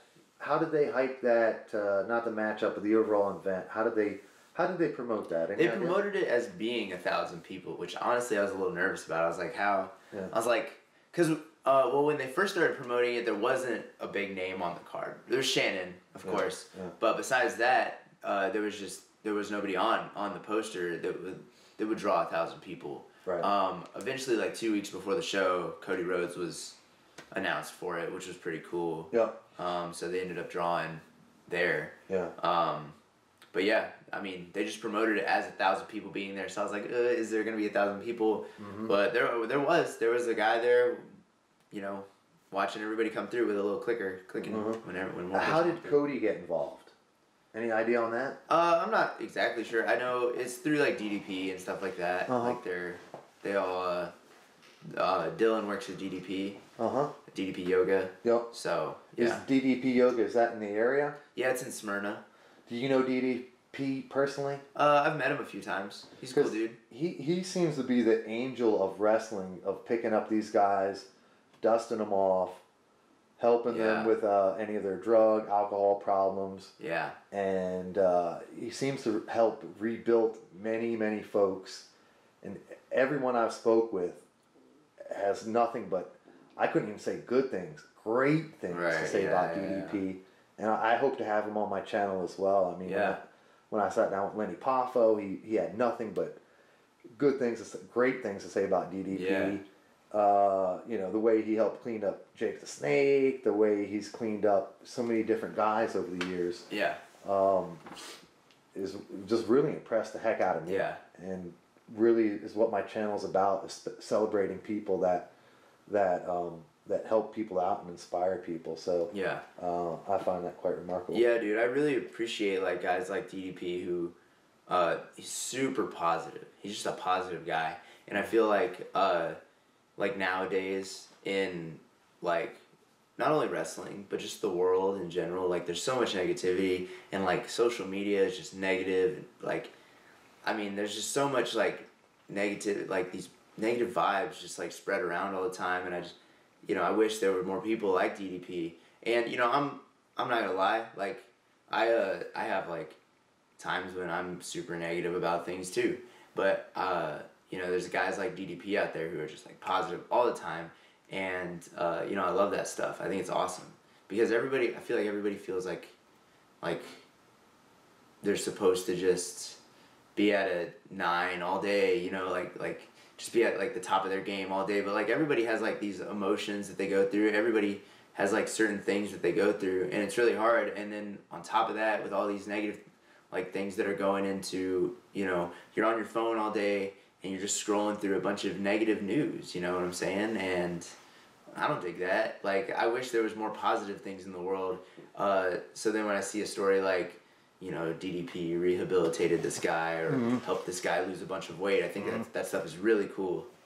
What do you do now for inspiration? Is there a channel you listen to? Is there a preacher? Is there a talker? Is there a motivational? What do you do to motivate yourself when you need a little pep up? Well, I mean, there's a few things I do. Working out always really helps me. It always, like, you know, if I'm not in a good mood, I'll just go work out and take my mind off everything, listen to some music. A lot of times I'll literally just go on YouTube and I look up motivational videos. And it's a lot of like, it's a lot of just like this guy Eric Thomas talking. Yeah. There's other guys too, like Arnold and Rocky and you know, other guys like that. There's this one guy, Joe Rogan. I don't know if you know who that is. Yeah, I listen to Joe Rogan. Yeah, I love Joe Rogan. He has a great podcast. He's a commentator for UFC, but he's, among other things, like he does a bunch of stuff. He has his podcast. Yeah. He's a stand-up comedian. Like that's what he was first and foremost. Yeah. But a lot of people know him as like the Fear Factor guy. Yeah. And he used to be a fighter as a kid. Yeah, He lives it, and he's very genuine. That's why it's to me so interesting to listen to him speak. You know, it'd be neat to see you on his show. Dude, I would love to be on Joe Rogan's podcast. He's very like into everything. You know what I'm saying? Like he's one of like my idols because he's like so like about it. Like, you know what I'm saying? He's just like, he puts everything he has into everything he does, and it's so crazy to me because he does so much stuff. Yep. And like I literally, I don't want to say I don't do anything, but like I have like a regular job, and then I have like wrestling. Yeah. And then I have like friends and stuff that I would love to, you know, hang out with all the time too. Yep. But I just don't know how he has time to do all the stuff that he does, you know what I'm saying? Yeah. But I would love to be at that level too, where you're just like going all the time and just like no break. And I try to be like that. I try to always be doing something. That's I don't, you know, I don't sleep that much because I feel like sleep is like, I don't want to say it's a waste of time, because obviously like it's not a waste of time. You got to do it eventually. But you know, I feel like a lot of times you could be doing other things, and I'm one of those guys that like 3 hours of sleep I can do that. Okay. You know what I'm saying? Like I don't like. Really? Yeah, man. Like. Well, you're a young buck. I mean, what? I am 25? a young buck. I'm only 21 actually. 21. Yeah. You're even younger. Yeah, I know. And 21, I could do that too, I guess. Yeah. 3 hours, I'm good to go, man. But like. Another one of my idols, Kevin Hart. He's one of those guys who's just like going all the time, you know. Okay. And he, you know, I feel like a lot of millionaires, a lot of billionaires, you know, they get up 4 a.m. every morning. You know, that's why I don't have a problem doing that either. Right. So. Right. They get up before the rest of the world does, kind of thing. Tell me about the 9 to 5, Alan. The 9 to 5. Or 8 to 6 or whatever. It's well, yeah, it's more like 6 to 3. Okay, 6 to 3. But they Is that midnight shift? No. It's just 6 a.m. to 3:30 p.m. Oh. I work in Midtown. I work at a doggy daycare. Okay. So that's pretty dope. I love doing it. You know. Yeah. And I'm really hoping that one day, like I would love like dogs, and I love doing my job. Yep. You know, I'm very fortunate to have a job that I actually really enjoy doing. I am hoping to, you know, obviously make a living off of wrestling. That's the main goal for me. Make a living off of wrestling. Right. And amongst other things, I would love to like get into like whatever, like stand-up comedy or something like that too. Okay. I would like to also maybe one day like start like a business, like a doggy daycare. I actually am down to like start a doggy daycare one day or something. Not necessarily a doggy daycare, but something along those lines. Something to like help out animals or something like that. Because I do love my job. I think it's awesome. The dogs annoy the crap out of me sometimes, but you know, it's an awesome job. To make a career in wrestling. Yeah. What do you think your next steps have to be to continue you on that journey and to get noticed for yourself personally? And then what would you recommend for the young buck that's watching this video that's going, man, I really like this Alan Angels. I want to be like him. Yeah. What do I have to do? Well, give me both of those. For me personally, it's just getting out there and really just kind of grinding and just making these drives, going up north, going west, getting noticed, stuff like that. You know, finding my niche kind of thing, I think too. I mean, I have something going. You know, I would really, you know, just getting better. That's like the main thing, I think. Never stop getting better. That's why I'm never gonna stop training. Yeah. You know, I'm always gonna be there. I'm always gonna be in the ring when I'm not getting paid. You know, I think if you can wrestle, if you can do anything and not get paid, then one day you will get paid for it. You know what I'm saying? Yeah. So. Yeah. Yeah, and then for somebody else, like for just, you know, somebody who maybe hasn't started wrestling, I'd say, you know, find a good trainer, find somebody that'll really like help you out along the way, find somebody that, you know, will help you like really bring out the best you as a wrestler, because if you don't you need to find like how you're different from everybody else. You know what I'm saying? Whether it be something crazy like Ricochet, where he just flips around, flies around, but also at the same time, Ricochet has this like presence about him. You know what I'm saying? So you just need to find your it and find somebody that helps you, you know, find that as well. I think that's the first step for sure. Yep. And then, you know, like I said, just never stop training. You had mentioned stand-up comedy. And I had actually, I think I wrote that as a goal 2 years ago, and I never did any of it. It certainly takes a lot of courage and a lot of preparation. Yeah. Tell me about your thoughts on performing stand-up comedy. And there's a lot of local clubs here, and I think they have a Monday night open mic at the Laugh Factory. Yeah.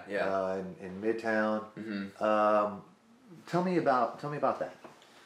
Well, I've just always been a huge fan of stand-up comedy. Like, I think it's and it's, you know, I never really appreciated it to where you gotta build them up and then, you know, hit them with a, you know, big punchline, you know what I'm saying? Like you gotta build up to a sequence and then like hit them with a big spot, hit them with a big move or something like that. Yep. There's a lot of things that go into it, and there's an art to it, and you know, a lot of these stand-up comics, they put in the work and they put in the time, just like wrestlers do. You know, they're out there every weekend performing their comedy, performing their bits. Yeah. And seeing what works, seeing what doesn't work. It's a lot like wrestling. You know, you see what works, see what the crowd responds to. Sometimes they don't always respond to it, so you throw that away. Sometimes they do respond. They respond to it great. And sometimes you might not even think that they're going to respond to it great, and they do. So you keep that, and then you add on to it, and you make it better. That's like a lot of what stand-up comedy is. Have you done any open mic nights? No, I haven't. I would love to. I know I sound like I know what I'm talking about. I actually have no idea what I'm talking about. Okay. But I feel like a lot of entertainment is a lot like wrestling. I relate wrestling to a lot of things in general. I mean, wrestling is the only thing that I do. But I feel like music is a lot like wrestling. Like the music business, you know what I'm saying? I feel like stand-up comedy is very similar. Yeah. Like the movie industry is very similar. Like I feel like, you know, wrestling is entertainment, and it really does go into like a lot of the other forms of entertainment. Like you start small, you start in these little clubs, just performing, doing whatever, you know, and then you just build up more and more and more, and build up a fan base until a bunch of people like you and you get your own Netflix special, or you know, you get signed to WWE. Same thing, you know. Yep. For the folks that are curious about Alan Angels, the man, tell me about your hobbies, your daily hobbies aside from wrestling. Man. If there are any, right? Dude, I'm wrestling all the time, for real. Like I'm seeing that. Like I do love stand-up comedy. I mean, I don't do it. I wouldn't call it a hobby, but I'm into it. Like I watch stand-up comedy all the time. If I'm not watching stand-up comedy, it's usually wrestling though. You know, like it's most of the time it's wrestling. My favorite TV show is The Office. Okay. So I watch that a bunch. And besides that, I mostly just, you know, hang out with people. What about music? What do you listen to for music? I listen to a bunch of stuff. I'm actually wearing one of my favorite bands, a little jersey. They're called Fit for a King. I listen to them. They're like they're kind of like post-hardcore metal kind of stuff. I listen to a bunch of rap music. Like J. Cole is my favorite right now. I listen to a lot of Kanye. I listen to Childish Gambino, all those guys. So yeah, and I listen to a bunch of music. I try to really appreciate like everything. I feel like I'm one of those guys who like, I have favorites, but I feel like I don't stay on like people long enough to really like know a lot of their songs. Like I'll get really into like a guy. Like right now I'm onto this guy. His name is Joey Perp, and he's a rapper, and I listen to him a lot. But like I just know like a week from now I won't be listening to him, and then somebody's gonna ask me about him, and I'll be like, oh yeah, he's that guy, but I don't know any of his songs, just because like I like listen to the people and then like I'm off of them so fast. Yeah, I don't know. That's just how I've always been. That's kind of how I am with wrestlers too. What is your medium for getting music? Is it Pandora? I use Spotify. Spotify. Yeah. Yeah, I use Spotify. They have like a thing with Hulu, so they have like a partnership or whatever, so I use them and watch Hulu on it too. Now, when I sat down with AC Mack, certainly he really built you up. You guys seem to be really good friends. Well, I'm not going to build him up. Yeah, I don't blame you. It sounds like you're going to tear him down here pretty shortly. No, of course not. You guys have when do you guys face off again? You have a street fight. We have a street fight. July 12th or 13th. Tell me what you're going to do to him on that day. I'm going to beat his ass. Kick his ass. No, I have no idea what we're gonna do. You just have to wait and see. Yep. I'm gonna be at that one. Oh, good. I am gonna be at that one. Gonna be a barn burner. Yeah, I'm not gonna miss that one. Both you guys, I'm really impressed with what you're doing. Appreciate. And you put on a great show, and that's why I reach out to both of you guys. And both of you have been very gracious and very generous with being on my channel, and that means a lot to me, and I really appreciate that. Yeah, it's awesome. When I sat with him, he told me about the bump card, and every wrestler has a bump card. Yeah. Where are you at on your bump card, Alan? Oh man, I have no idea. I feel like I'm not too long along the line, you know, like. I think I have a lot of bumps left in me. I feel good. Like, obviously there are times when I'm sore, when I'm hurting. Especially when I first started. Like, this one girl I know that just started, she's like messed up. Like, her back and neck is just always messed up. Like, but that's how I was when I first started. Like, for some reason when you first start, like, your body's just not used to it, and you know, some people don't get like that. Some people are fine. Like, some people... you know, like they're not fine. They're obviously going to be a little sore at least, but you know, they don't really hurt that much. But I just remember when I first started, I was laying in bed just like crying, bro. Like I couldn't move my head. Like my neck was so bad. So some people are just like that. Some people are fine. But you know, since I've been doing it, I feel fine. I feel pretty good right now. Like obviously, like I have more things like crack and stuff than they used to, but I feel good. Like I can move around just fine, like stuff like that. Like I don't know, I feel great. I know Mac. I know his knees hurt all the time. Did he tell you about that? No. He always tells me about how his knees hurt. He probably doesn't want anybody knowing about that. But because he does the pedigree, the Mac 10. Right. Is his finish. He lands on his knees. He does it, and he always wins matches. So you know, he's always landing on his knees. So. Yeah, I mean, his knees are pretty messed up. My knees are okay. I did slightly strain both of my MCLs. I haven't torn them, but they've both been messed up. I dislocated my kneecap on both of them, and like my kneecap like basically like, went over. And it went right back. One time, well, the first time I did it, it went over, and I had to like push it back myself. The second time, it was on the other knee, and it just went right back in. And it was just swollen, and I couldn't walk on it for a few days. So my knees are a little messed up. I broke my leg. Well, I fractured my fibula, which is like the small part of your leg. The lower part. But I feel good. Besides that. Yeah, so 21 years old. Yeah. You're a young man. You got quite a promising career ahead of you. So I'm glad that I had you set on my channel before you're out of my reach. You know? Thank you. How long do you project your wrestling career? Do you know, I mean, where you're at today, do you see yourself wrestling for 10 years, 20 years, 30? Do you see yourself as the next Hogan where you got a 40-year career? No. Is it, let's see what happens? I mean... I think I just don't want to be like one of those guys that's in there and they can't do it. You know what I'm saying? Like I don't like Daniel Bryan. He said he was gonna wrestle till 70. I don't know if you saw that. No. He was like, I'm gonna wrestle till I'm 70.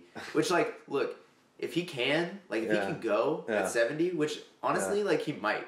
Because he's like one of those guys that's like super healthy, super like he's vegan, you know, and he takes care of his body, right? And he doesn't like do like a bunch of weightlifting, which like is really like helpful for your body, because a lot of those guys they do weightlifting and that stuff messes you up, you know, it can, right? You know, messes up your joints and all that stuff. So if he can wrestle till he's 70, like good on him. I don't see myself doing that. I would love to have like a 20-year career for sure. Now, you'd mentioned Daniel Bryan being vegan. What's your diet like? Oh man, I eat like crap, dude. No, I eat okay. Like I said, we have a nutritionist at the Power Factory, so I followed her diet for a while. And then I kind of fell off of it, and now I kind of just eat like lean cuisines, but they're really good, dude. Like, and they're not like bad for you. All right, stay away from those microwave meals. Dude, I love me some microwave meals, man. You got to get on them. The microwave diet, that's where it's at. That'll get you abs for sure. We'll talk after this. Okay. Steroids. Yeah. Seems to be pretty prominent in wrestling, pretty prominent in weightlifting, pretty prominent in our modern day entertainment industry. Yeah. Where do you stand on that? I mean, I'm never gonna do them. Like, I've been asked before if I do them, and I don't. I mean, I've never even thought about it. Yep. I mean, I think if you're using them the right way, like, they can be used, you know. Obviously, like, doctors prescribe them so that people can heal faster. Yep. You know, so if that's what you're doing, good on you. I mean, it's crazy because there's a lot of, like, legal things now. Like, stuff that you just sell at GNC, you know, that's, like, pretty much like steroids. Right. They're just, like, there's just a bunch of different, like, dude, I don't know anything about it, honestly. I just know there's a bunch of different things that, like, you know, people use, and it's, like, I don't know exactly how, like, WWE tests them or anything, but I know, like, UFC, like, does, like, there's, like, specific things that you can't take, and a lot of times there are things that, like, people don't know that they can't take. Yeah. Like, there's this thing called an estrogen blocker, which a lot of times is used to, like, hide that you use steroids. So, cause it, like, so, I mean, but it's not steroids. It's just like it helps hide the fact that, like, you use steroids somehow. I don't exactly know. But, like, that's, like, not allowed in the UFC. So, like, this one guy recently just got caught for using an estrogen blocker. Yep. And he wasn't allowed to fight. But he didn't even test positive for steroids or anything. So I think stuff like that's weird. I don't know what WWE does exactly. But I mean, I'm probably never going to get into it. I'm down with just, you know, a protein shake a day for sure. UFC and other MMA, are you a fan? Do you attend any of their shows here locally? No, I've never attended a show or anything, but I would. I think UFC is awesome. I think MMA is awesome. I'd probably attend, like, a show, like, even if it was, like, a smaller show, like Bellator or One Championship, whatever. I would. I just have never gotten around to it. What about the WWE? Do you send them an email weekly? Do you send them a written letter every month on the first Tuesday of the month? What is your because you seem like a very ambitious, driven guy. What is your method for reaching out to them or what have you? Yeah, there are guys that I have emails for that I, you know, made connections with through when I was an extra for NXT and then I was an extra for Raw and SmackDown. So I have those guys' emails. I email them every now and then to see if they need anything, if they do. Next time when they come into Atlanta, I'm down. Okay. So I have their emails, and then there's literally an application on WWE.com. Okay. So you can just fill that out. Gotcha. Yeah, and I do that. I update that every now and then whenever I get a chance. Wrestling memorabilia. As you can see, I've got boxes of wrestling figures and other shit that I bought recently in preparation of my channel, and as I'm looking at these wrestling figures, you know, these ones from like 96 to 2002 are like shit. Yeah. And in my opinion, they didn't start getting good to like 2005, 2010. Okay. And those are the figures I wanted as a kid. Yeah. You know what I mean? With the articulation and the detail and all that. Yeah. Do you collect anything like that? I don't. Not anymore. When I was a kid, I had a bunch of action figures. But I'm with you. I liked the ones that, like, I just liked the ones that had, like, more joints. Yeah. You know what I'm saying? Yeah. Like, I didn't like the ones that, like this Stone Cold right here. Yeah. Or like this guy. I don't know who this is. Grab him in front of the camera. So like, I didn't like these guys. Like, they didn't move. But this guy, man, Stone Cold's like rubber. Yeah. That was the early 96 Jacks. And then, like I said, like 2005, they started getting a little bit better. Oh, these are the. So these are the ones. Who is this? I don't know. I'm wondering if it's John Cena, maybe. I don't know. Yeah, it's like an off-brand guy. Here's like Eddie Guerrero. Yeah. And he's a little bit later, but you see they're getting more articulation in the feet and Yeah. The ones with less articulation I'm gonna resell, and then the other ones I'm gonna keep, But yeah, I mean, I really liked the ones that like their torso moved, you know, and then like they had like 2 joints in the knee. Yep. You know what I'm saying? Yep. And then and like their ankles moved more. Oh yeah, like this, like Triple H, yeah. Yeah. I think I had this exact one actually. Back in the day. I was just wondering because I grew up in the day of He-Man figures, and that was my thing. Yeah, no, I have some action figures, but I don't have like. I mean, I really just kind of collect my own stuff now. Yeah. Like, I collect like posters, and I have like a weight belt that has my name on it. It was pretty cool. A fan of mine made like a little sock monkey that was me. It had like my shirt on it. Yep. Recently, a fan like made a really cool painting of me, so it's cool. Yeah. What about a custom figure of Alan Angels? Oh, I'd be down. I hope someone makes that one day. I'm looking at doing that for some of the independent guys. Yeah. Obviously, it's not a cheap endeavor, so it's been a journey. So we'll see if that evolves in the future. Yeah. Where can we expect to see you here for the remainder of 2019? What do you got coming up that you talked on your AC Mac match? Yeah. And some of the others. What do we got for the fans of yours that their mouths water and they're going, man, we're behind you. Yeah. And we're ready to see what you got coming up. Tell me some of the stuff you got coming up in 2019. This coming Friday, I have Action Wrestling in Tyrone, Georgia. That's June 21st. Yep. June 23rd, I'm at Blueprint Pro Wrestling in Miami. Okay. It's like by Miami. Then the 29th, I'm at Southern Fried in Monroe, Georgia. 30th, I'm at Mucha Lucha. It's a lucha show in Norcross. That's a really nice show too. They always have a really good crowd. Then July 12th, kind of skipping around a little bit, but July 12th, I'm at Southern Honor. That's where I have my street fight with Mac. July 13th, I'm in Charlotte, North Carolina for Pure. And then I'm trying to just get all like the different cities that I'm in. Saturday, August 3rd, I'm at Scenic City, which is in Chattanooga. Yeah.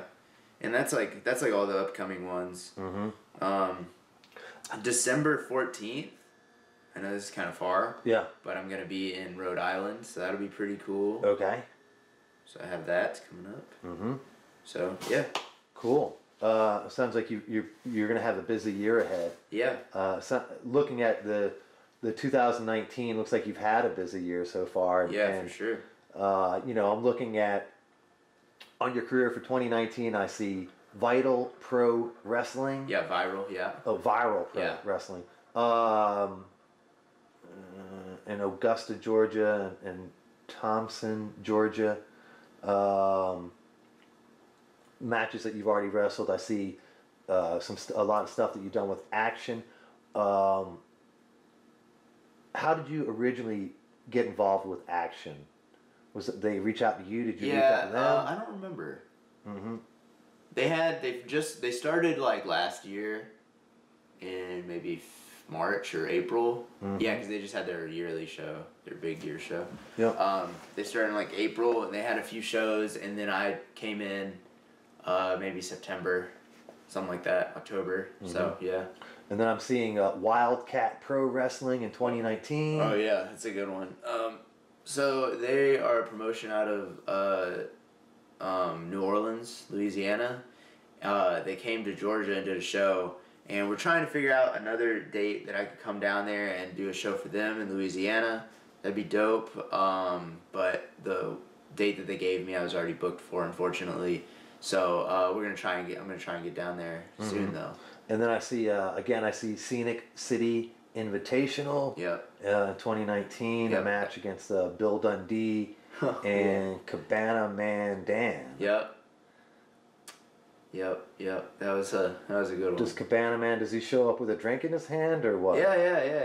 He comes out with a little plastic coconut and he drinks out of it. I don't know if there's actually anything in it. Yeah. But he drinks out of it, and then he has like flip flops that he wears to the ring. Yeah. And bro, he wore me out with those flip flops. Yeah. I had never been hit so hard with a flip flop in my life. He hit me right in the face, popped my ear, and everything. Oof. Yeah, it was good. Then I see another match with in 2019, a match at the One Fall Wrestling. That's the Power Factory. Yeah. 3-way with Bishop King, Baron Black. Yep. And Barn Burner. And then I see, so that's a good one to watch too. And then I see wrestling in the USA again. The you against James Brandy. Yeah. And I think that was also a charity show kind of thing that we did for this one kid named Supernova. That's his wrestling name. Okay. Yeah, and that was a really fun show. I did the Shawn Michaels comeback. Hit the elbow drop. Elbow drop, huh? Yeah. And then I see Total Aggression Pro Wrestling, TAP. Yeah, that's another one just out of Cornelia, Georgia. Okay. I wrestled Tyler Rivera at that one. Mm-hmm. He's a good friend of mine. I'd like to. We're nearing the end of our interview, but before we leave, I'd like to get you to maybe go through one of your favorite matches with me. Okay. I'll pull it up on the computer here. Like we watch it? And we'll put the screen right next to you. Yeah, I'm down. And then maybe have you narrate it. Yeah. And really long. I don't want to watch a long one. We can flip through it. You can. Oh, okay. Let's do this match with Ike Cross. Okay. I love this match. It's so funny. Okay. Ike Cross is one of my good friends. I'm going to start it, and then I might have to adjust the camera here. So. Okay.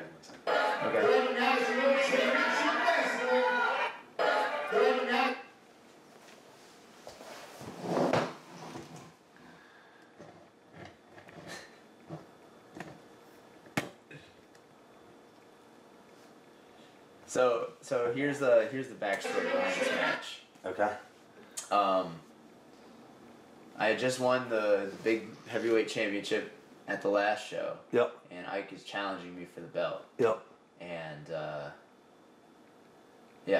was something I was gonna say, but I forgot. We can play it. Okay.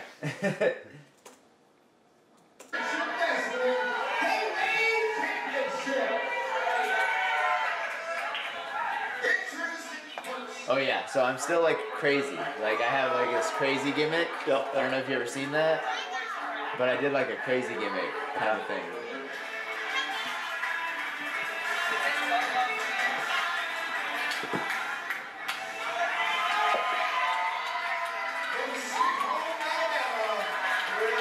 From Sweet Home, Alabama. Yeah, this guy's an idiot.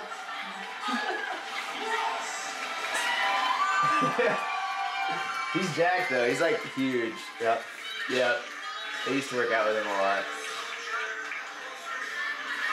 He's one of those guys that's just like, he has no filter. He just kind of says it over. I hung out with my other friend and his girlfriend at the time. Yep. And the first thing Ike says to my friend's girlfriend is, "Man, you have really big hands." So he's like, "You have man hands." She was like, "Okay." Yeah. Got away with the women. Yeah, he's got away with the women. Here we go. Oh, I still got my mask.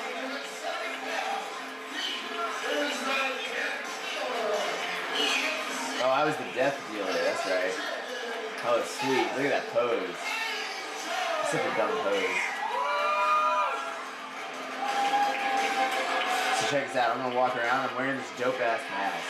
I used to come out with this and like a little gun sword. Look at that mask.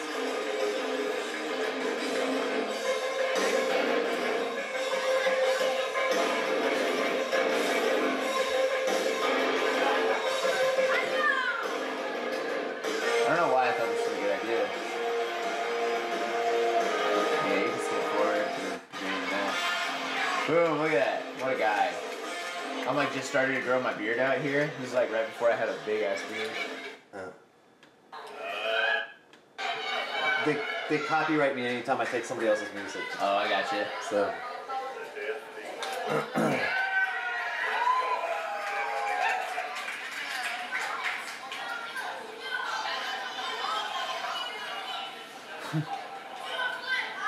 And who's this with?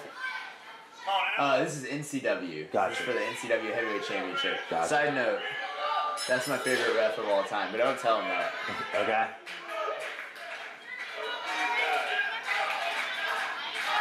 How many times have you been up against Ike?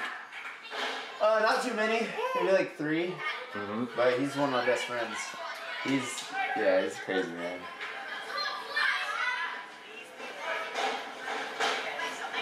So here we go. We lock up, and I push him off. Man, I'm so strong. Look at that guy. Yep. Yep.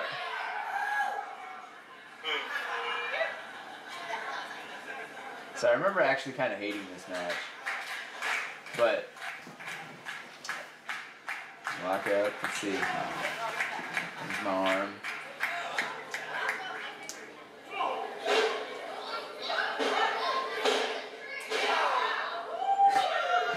Yeah, that's okay. I used to just yell in people's faces. Big test of strength here. Yeah.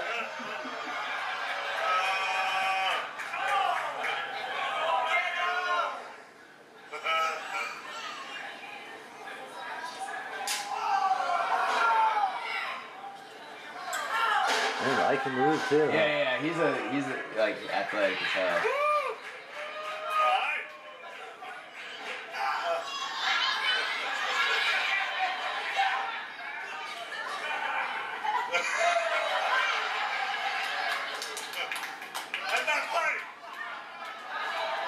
Oh yeah, so my dad commentates all these matches? Yeah? Yeah, kinda. Is your dad filming this? Yeah.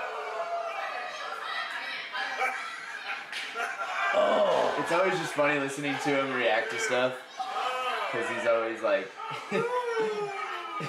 What was that? Here we go, reverse. Here we go. Oh yeah. Nice. Yeah. I used to love doing that move, but a lot of people mess it up. Like, did I give it to? Yep. But he didn't, thank God.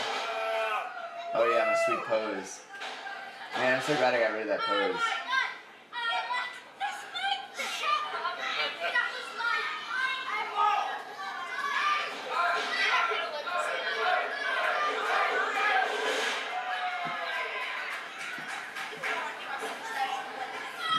I think he just like gives me heat here. But I remember thinking like, what are you doing? And he's just like going way too fast.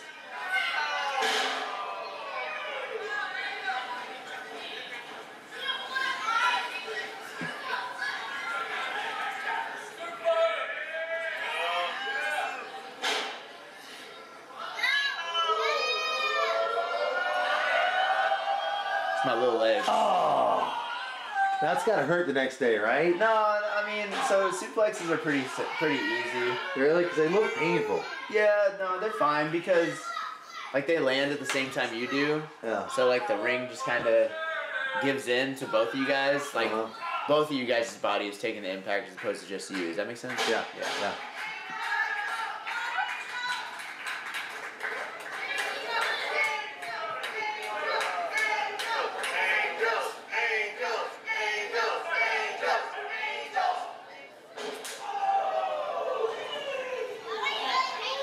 This was maybe like January of 2018, so this is a while ago. Okay.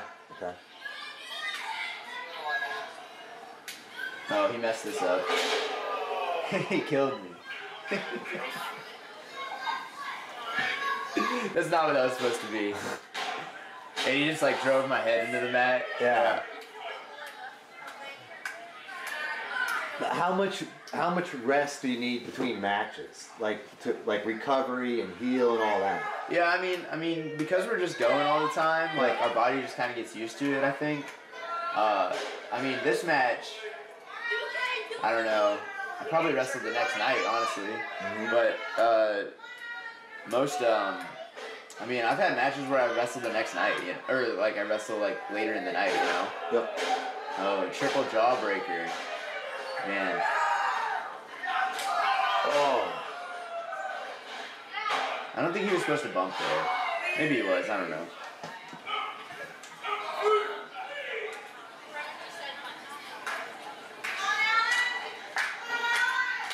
And then I give him heat or whatever. Damn, I kicked the fuck out of him. Damn, why did I do that?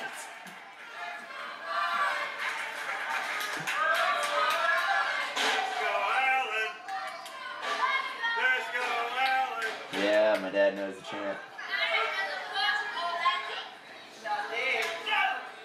Yeah, I used to wrestle at this place every Friday. This is like where I kind of like got good. Sorry, not good. I don't want to say good, but like this is where I got like I really like got used to performing in front of a crowd. Yep.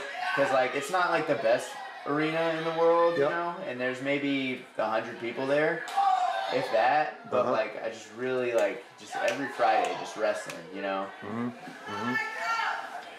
Is it practice makes perfect, or is it perfect practice makes perfect? Oh man, I don't know. I guess a little bit of both. What is this? Oh, into the guillotine. That was my finish for a while, kinda.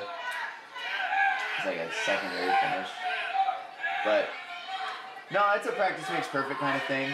You gotta just do it every day, you know.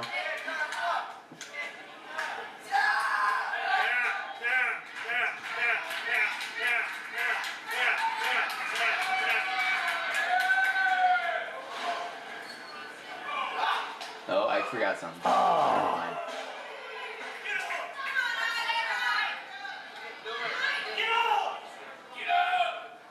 Get up! Get up! Sorry. I apologize if there's any country. No, where are you from? Me? Yeah. Oh, I'm from here. I'm from Snellville, Georgia. Okay. Yeah. It's like 30 minutes outside of Atlanta. Let's see here. Big back elbow. Okay. Into atomic drop. Okay. I see you, Ike. Twist of fate. Ah.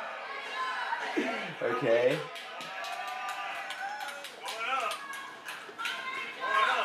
I'm down with a little twist of fate.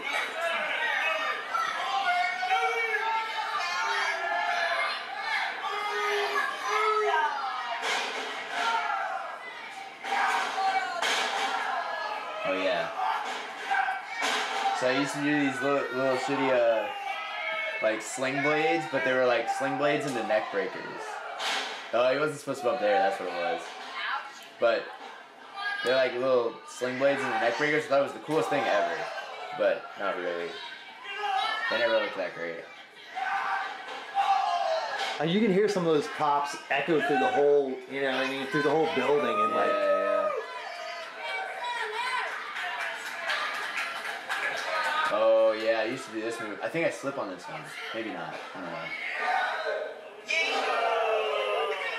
I might bring that back.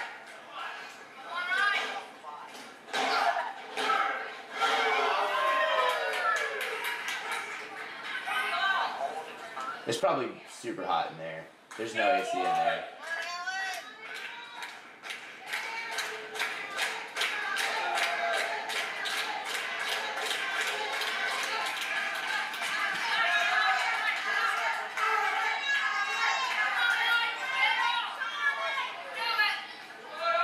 Oh yeah. I love doing this spot. Oh. I love taking that.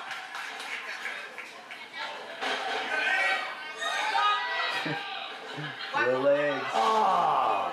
That's gotta hurt, right? It's not as bad as it looks, but he does like, yeah, he drives you down a little bit. Because aren't these like 2x4 planks or 2x8 planks? Yeah. They're just long wooden boards on top. Well, there's a mat. There's like a foam mat, and then there's the 2x4s, and then there's like metal beams. So.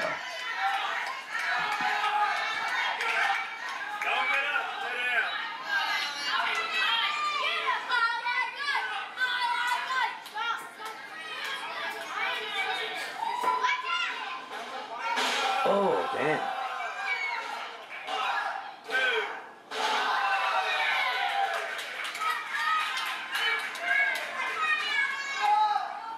Oh, yeah.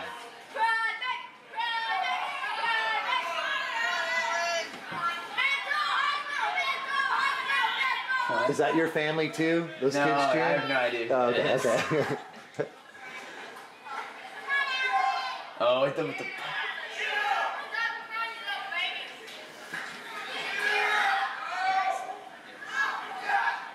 Oh yeah. I think I hit him with my finish in this match. My finish at the time was this weird. Oh, he messed that up.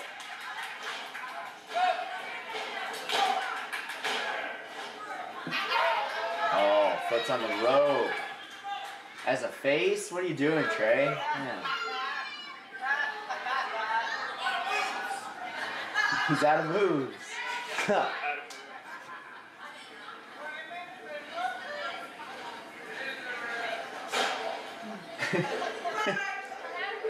This is weird. Do the stomp.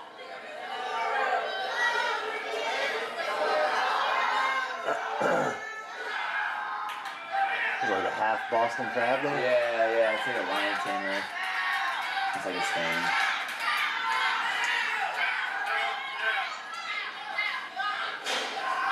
Okay, into the guillotine. Yeah, that's how Hoist Gracer used to win them all, right? Yeah. I might bring this back. I don't know. I really liked it. You said you practiced jujitsu? Just a little bit, not too much. Have you been to the Hoist Gracie factory over here in Alpharetta? No, I've heard about it though. Oh, nice. That was like my finish. For a little bit, and then I changed it. What do you call that move?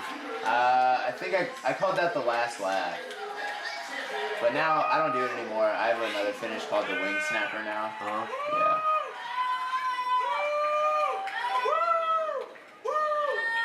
Man, my dad is loving it. We don't have to watch the rest of this. It's just stupid. Yeah, because once we get into music, then I got to cut out the music because I got copyright it. I got you. Can I step outside real quick? Yeah, we're probably got a couple minutes left here. I want you to narrate the one that I filmed of you. Okay. Not that one. The one with ACU and AC Mac. This one? It's this one. Yeah.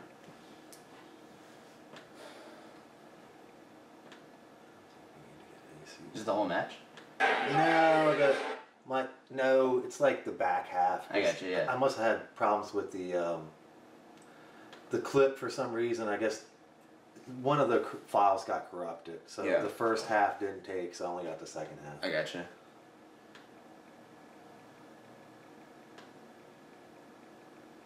So it's like the back half of it.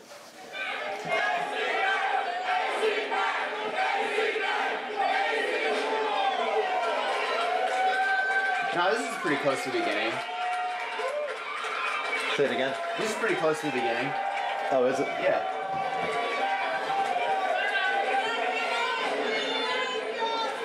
The beginning, Mac just tackles me and something happens, then he rolls me in, and then Shannon hits me, and then this happens. Gotcha.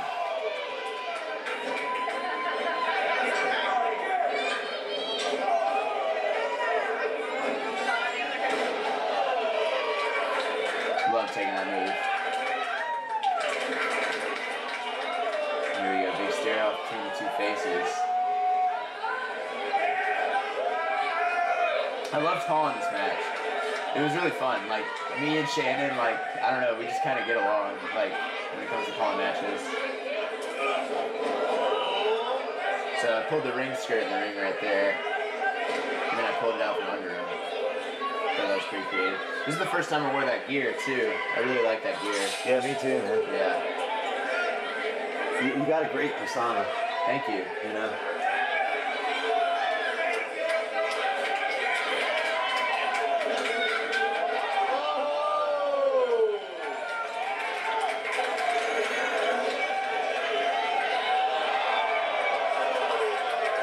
That guy's a really good suicide dive.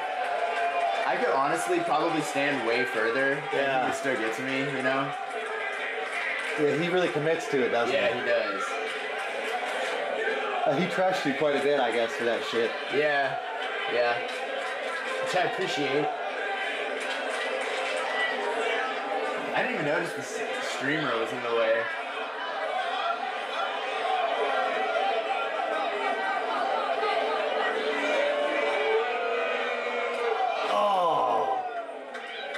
It's hits like that you can hear, like, yeah. You know what I mean? Fifth row back or whatever I'm at. Yeah, yeah.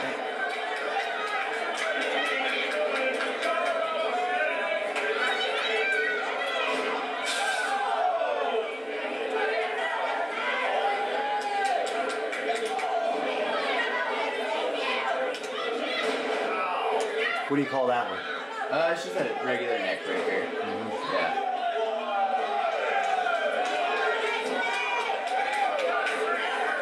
I really like when they throw streamers in the ring. I don't know why. You'd think they get in your way, but they don't, you know? Damn.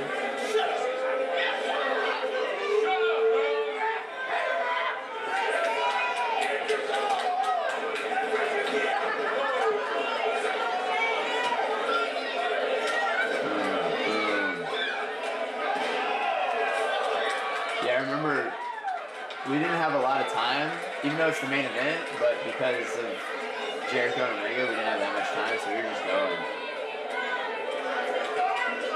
Oh, the ref's in the way.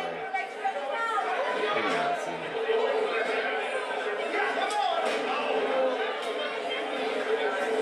The back elbow.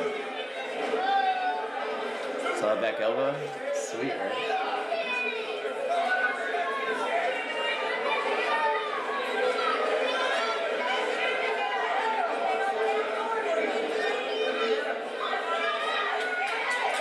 Killed him on that one. I remember I kicked him and I came over to him right there and I'm like, I'm so sorry. I killed him.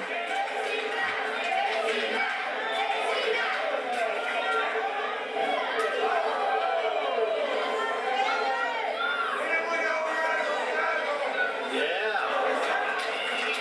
Break his back. Break it. That's you? You want him to break my back, dude?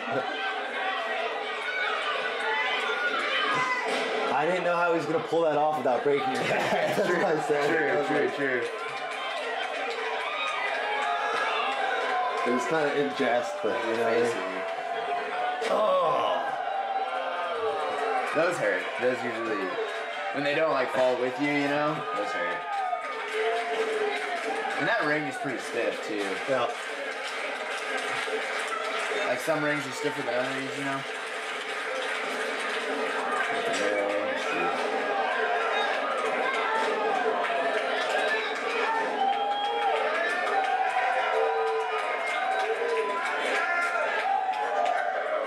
Hates chops. He hates them so much. He thinks they're so stupid.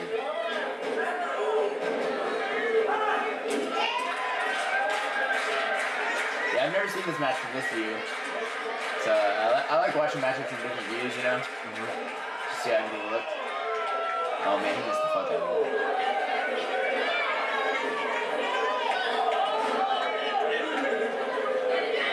So I didn't know he was gonna hit me in the back of the head. He nailed me. I was like gonna turn around eventually, but then like he just goes. He's ready for it. He got me perfectly. It looked cool. It looked sick, and it didn't hurt, so I'm not mad about it. Shannon's a pro, man. Now, how many times have you wrestled against Shannon? This is just this time, and then that tag match we had. Gotcha. He's a pro, though. Yep. He's good.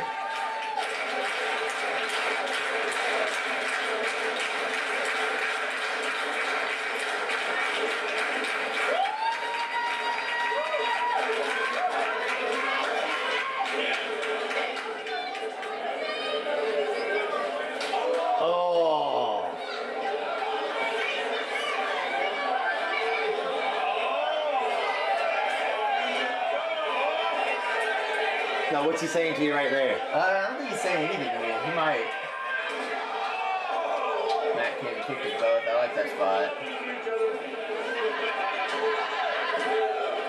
Even though it looked like me and Shannon were making out for a second, yeah. It was perfectly fine. Yeah, this match was real fun. It was a lot of fun to watch, man. Yeah, I really like it. It was one of the best of the night. There's no doubt. I don't remember liking it as much, but I really like it watching back. It just fell short, which is okay, because of everything that happened afterwards, you know.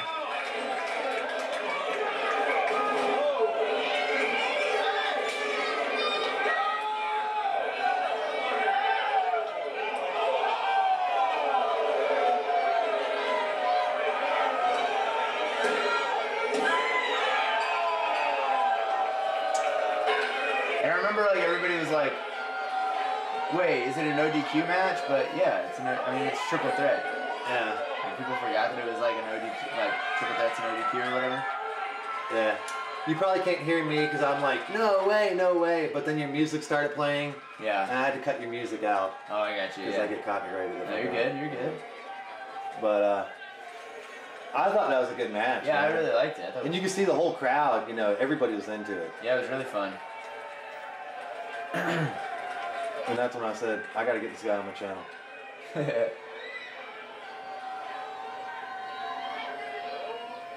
happens? Oh, Sonny comes out, right? Who's he do?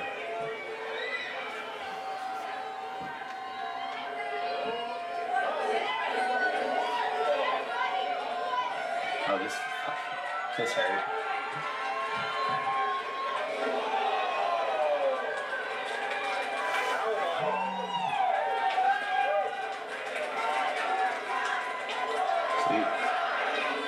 One more time. Whoa, hang on, guys. Sweet, yeah, I loved that match. It was really fun. It was a good time.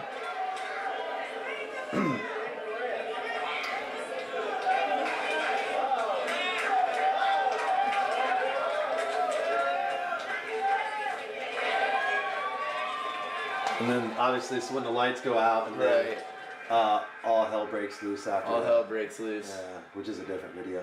Right. You, well, cool, man. I think that was really great having you watch a couple of those things. Yeah, that's good. And then we'll wrap up.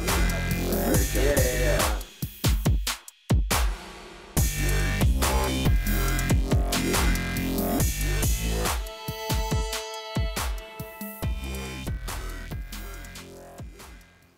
Bro, why are you just laying in bed watching this video right now? I don't understand. What are you probably just eating Cheetos or whatever? You need to get up. You need to get your butt in the gym. You need to follow your dreams. You want to be a pro wrestler like me? That's cool. Do that. Sign up for a school. You don't want to be a pro wrestler? You want to be a photographer? Go to photography school. Do something, man. I promise. It's worth it. Follow your dreams. I don't know why you guys are just sitting there watching me follow my dreams. You should be following yours. Who cares about me, man? You should be following your dreams every single day.